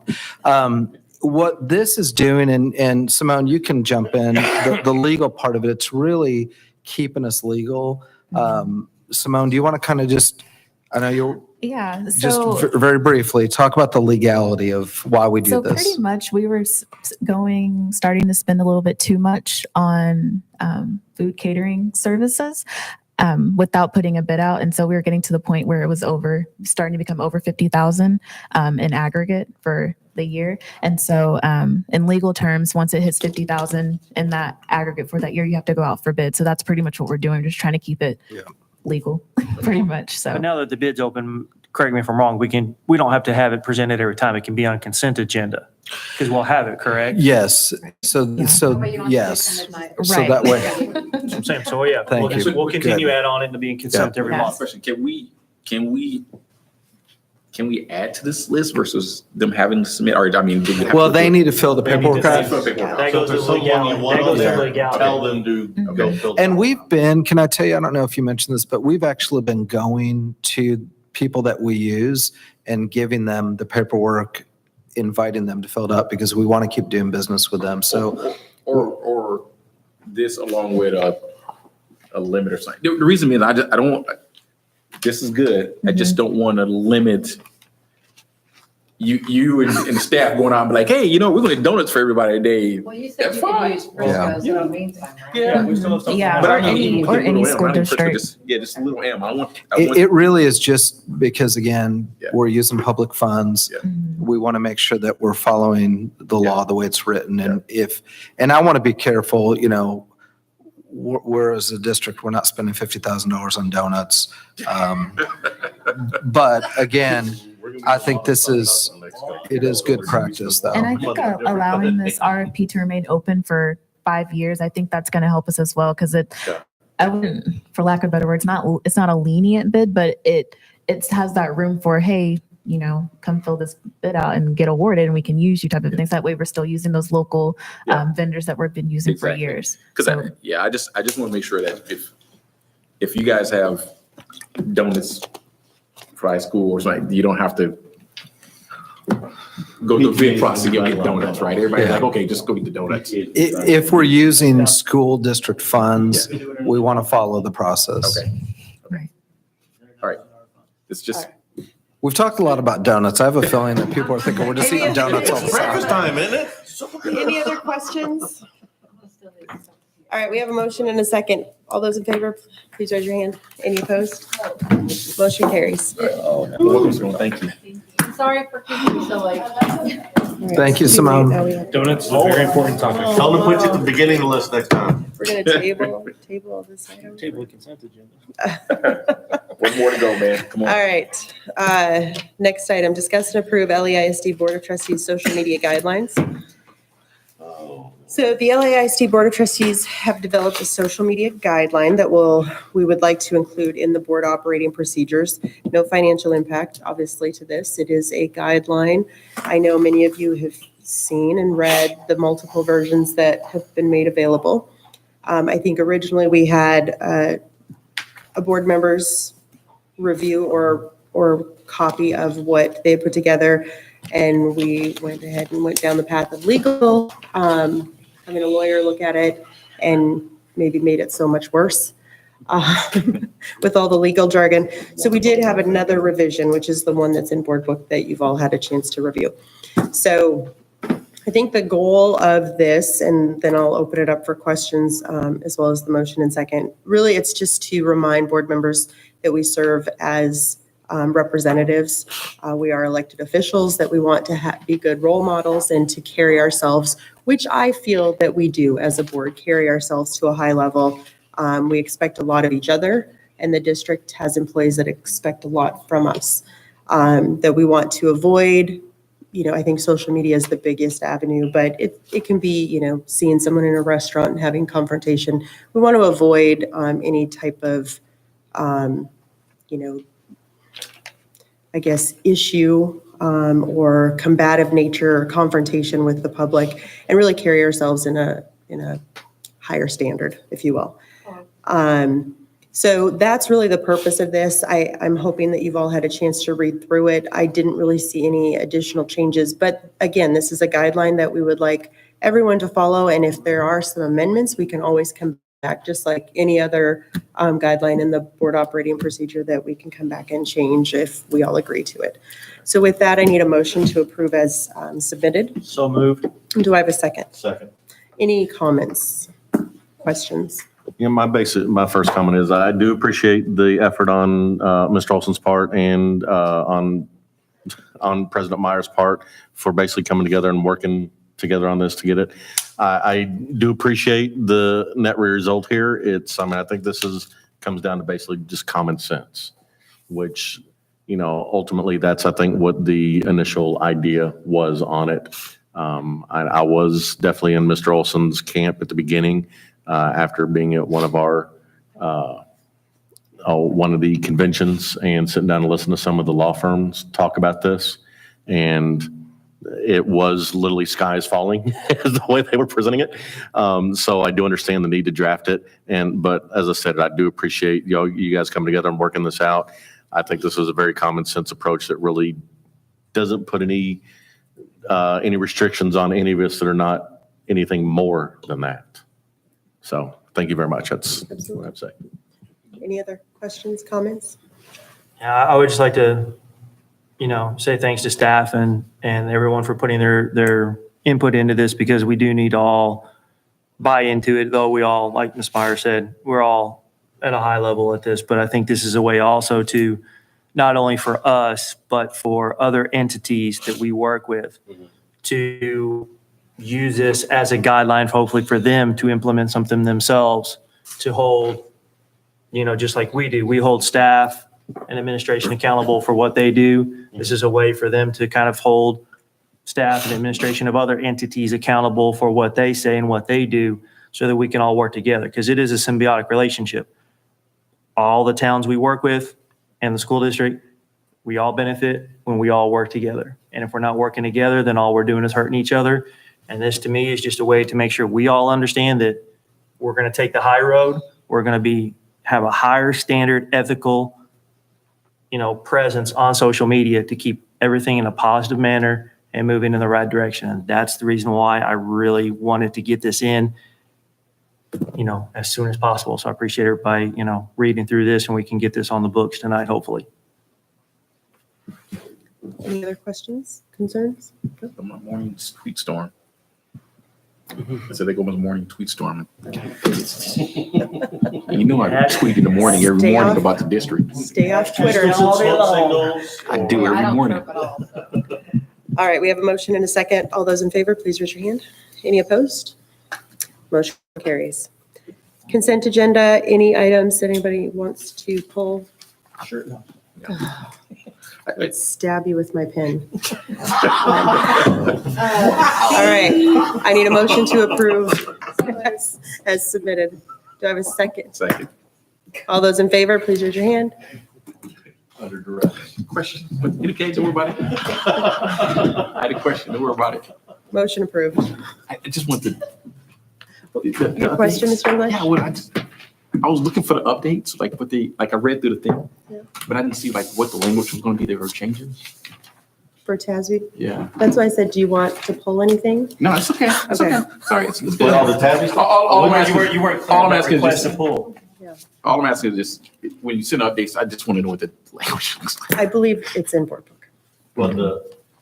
For what, the guidelines or the? Well, I got the information to read, but I mean the actual language that they're changing they're changing the actual policy items. Oh. Because the policy items are changing based on the information we received for the All the updates. TASB stuff? Yeah. It's spelled out in there. Yeah, Yeah, it's how. it's all highlighted. Okay. It's page 99, starting on page 99. Yeah, I'm missing 99, something. 100. Yeah, there we go. I'm missing something. 90.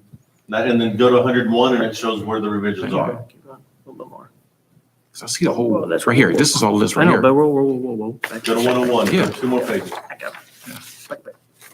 They're just not showing the structures. Yeah, that's what I'm saying. I just want to see what the structures look I like. think this is what TASB. This is what they do. So Yeah. We just have to print off, what? Yeah, I just 47 of them? Yeah, I just want to see what they were. All right. Because they can be here as well. Consent Anyway. agenda is approved. Comments?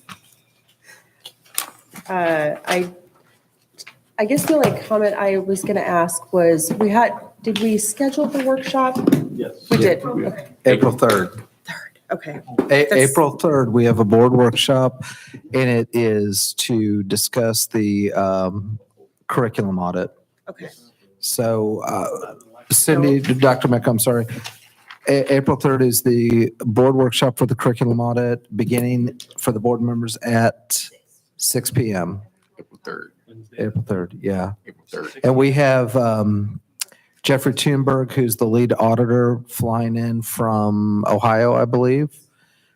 He'll be here to go over the audit with you. And then following that workshop, we'll come back and do, for the public, a board presentation with a summary of the audit findings for the public.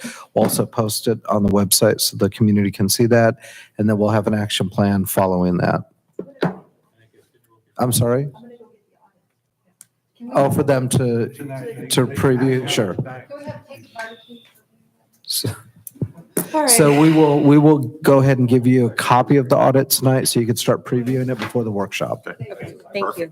Perfect. That was the only comments I had. So I'll start for board comments. Mr. English? Don't have very much. Thanks, staff. Things are looking really good. Really excited about the schools. Basketball season, all that good stuff has been really going well. So thank you for all you guys doing the efforts, and thank you for staying late this evening. I know, we talk a lot. So that's it. Taking it easy on the last couple of weeks. Mr. Olson? Gonna make up for it. Thank you to Chavez again for the rocket launch. For those, I would like to gladly report there were no injuries this year. Several people were trying to take it out. Again, we actually landed one in the truck that was behind us somehow. But other than that, great videos. Kids had a great time, had some really good rockets. So I appreciate Chavez doing that and look forward to seeing, hopefully, I got to check my travel arrangements. Everybody at Special Olympics on April 25th. Don't forget about that. So put that on your calendar if you'd like to come. That's it. Mr. Montemayor? I just wanted to thank everybody for staying late tonight. I know there was a lot to cover. But really just wanted to thank staff for everything they do every day and for staying late at this meeting. Perfect. Good Ms. night, Harden? everybody. Thank you. Mr. Blackwood? I just want to say thank you to everybody and also make an announcement that Leanna's grandson, Alex, turned over by himself for the first time today. She wanted to make sure everybody knew that. So I'm making the announcement for her, just so you'll know. And all right. Thank you. Thank you very much. Have a good evening. Perfect. Mr. Gallagher? Just first, I want to say thank you to the board for all the work that you're doing, helping us move forward, guiding us. Also, thank you to, I mentioned earlier, the group that worked on the Lobo Collegiate Academy. Just a wonderful group of people that put that together in a very short amount of time. And thank you to each of our executive team members who stayed late tonight. Thank you, Cecilia, for being here. Appreciate you. And also Sonia. Notice I said first names. I didn't want to mess them up this time, but it's Miss Flores. But just appreciate y'all. I know it's late. 15 more minutes, we could actually say good morning to each other, but Seriously? yeah. Delay. Okay. All right. But thank y'all. All right. I need a motion to adjourn. So moved. Do I have a second? All those in favor, please raise your hand. Any opposed? We'll adjourn 11:44. This is the longest we've had in a long time. I know, we've been getting out here like an hour and a half. I don't think so. No problem.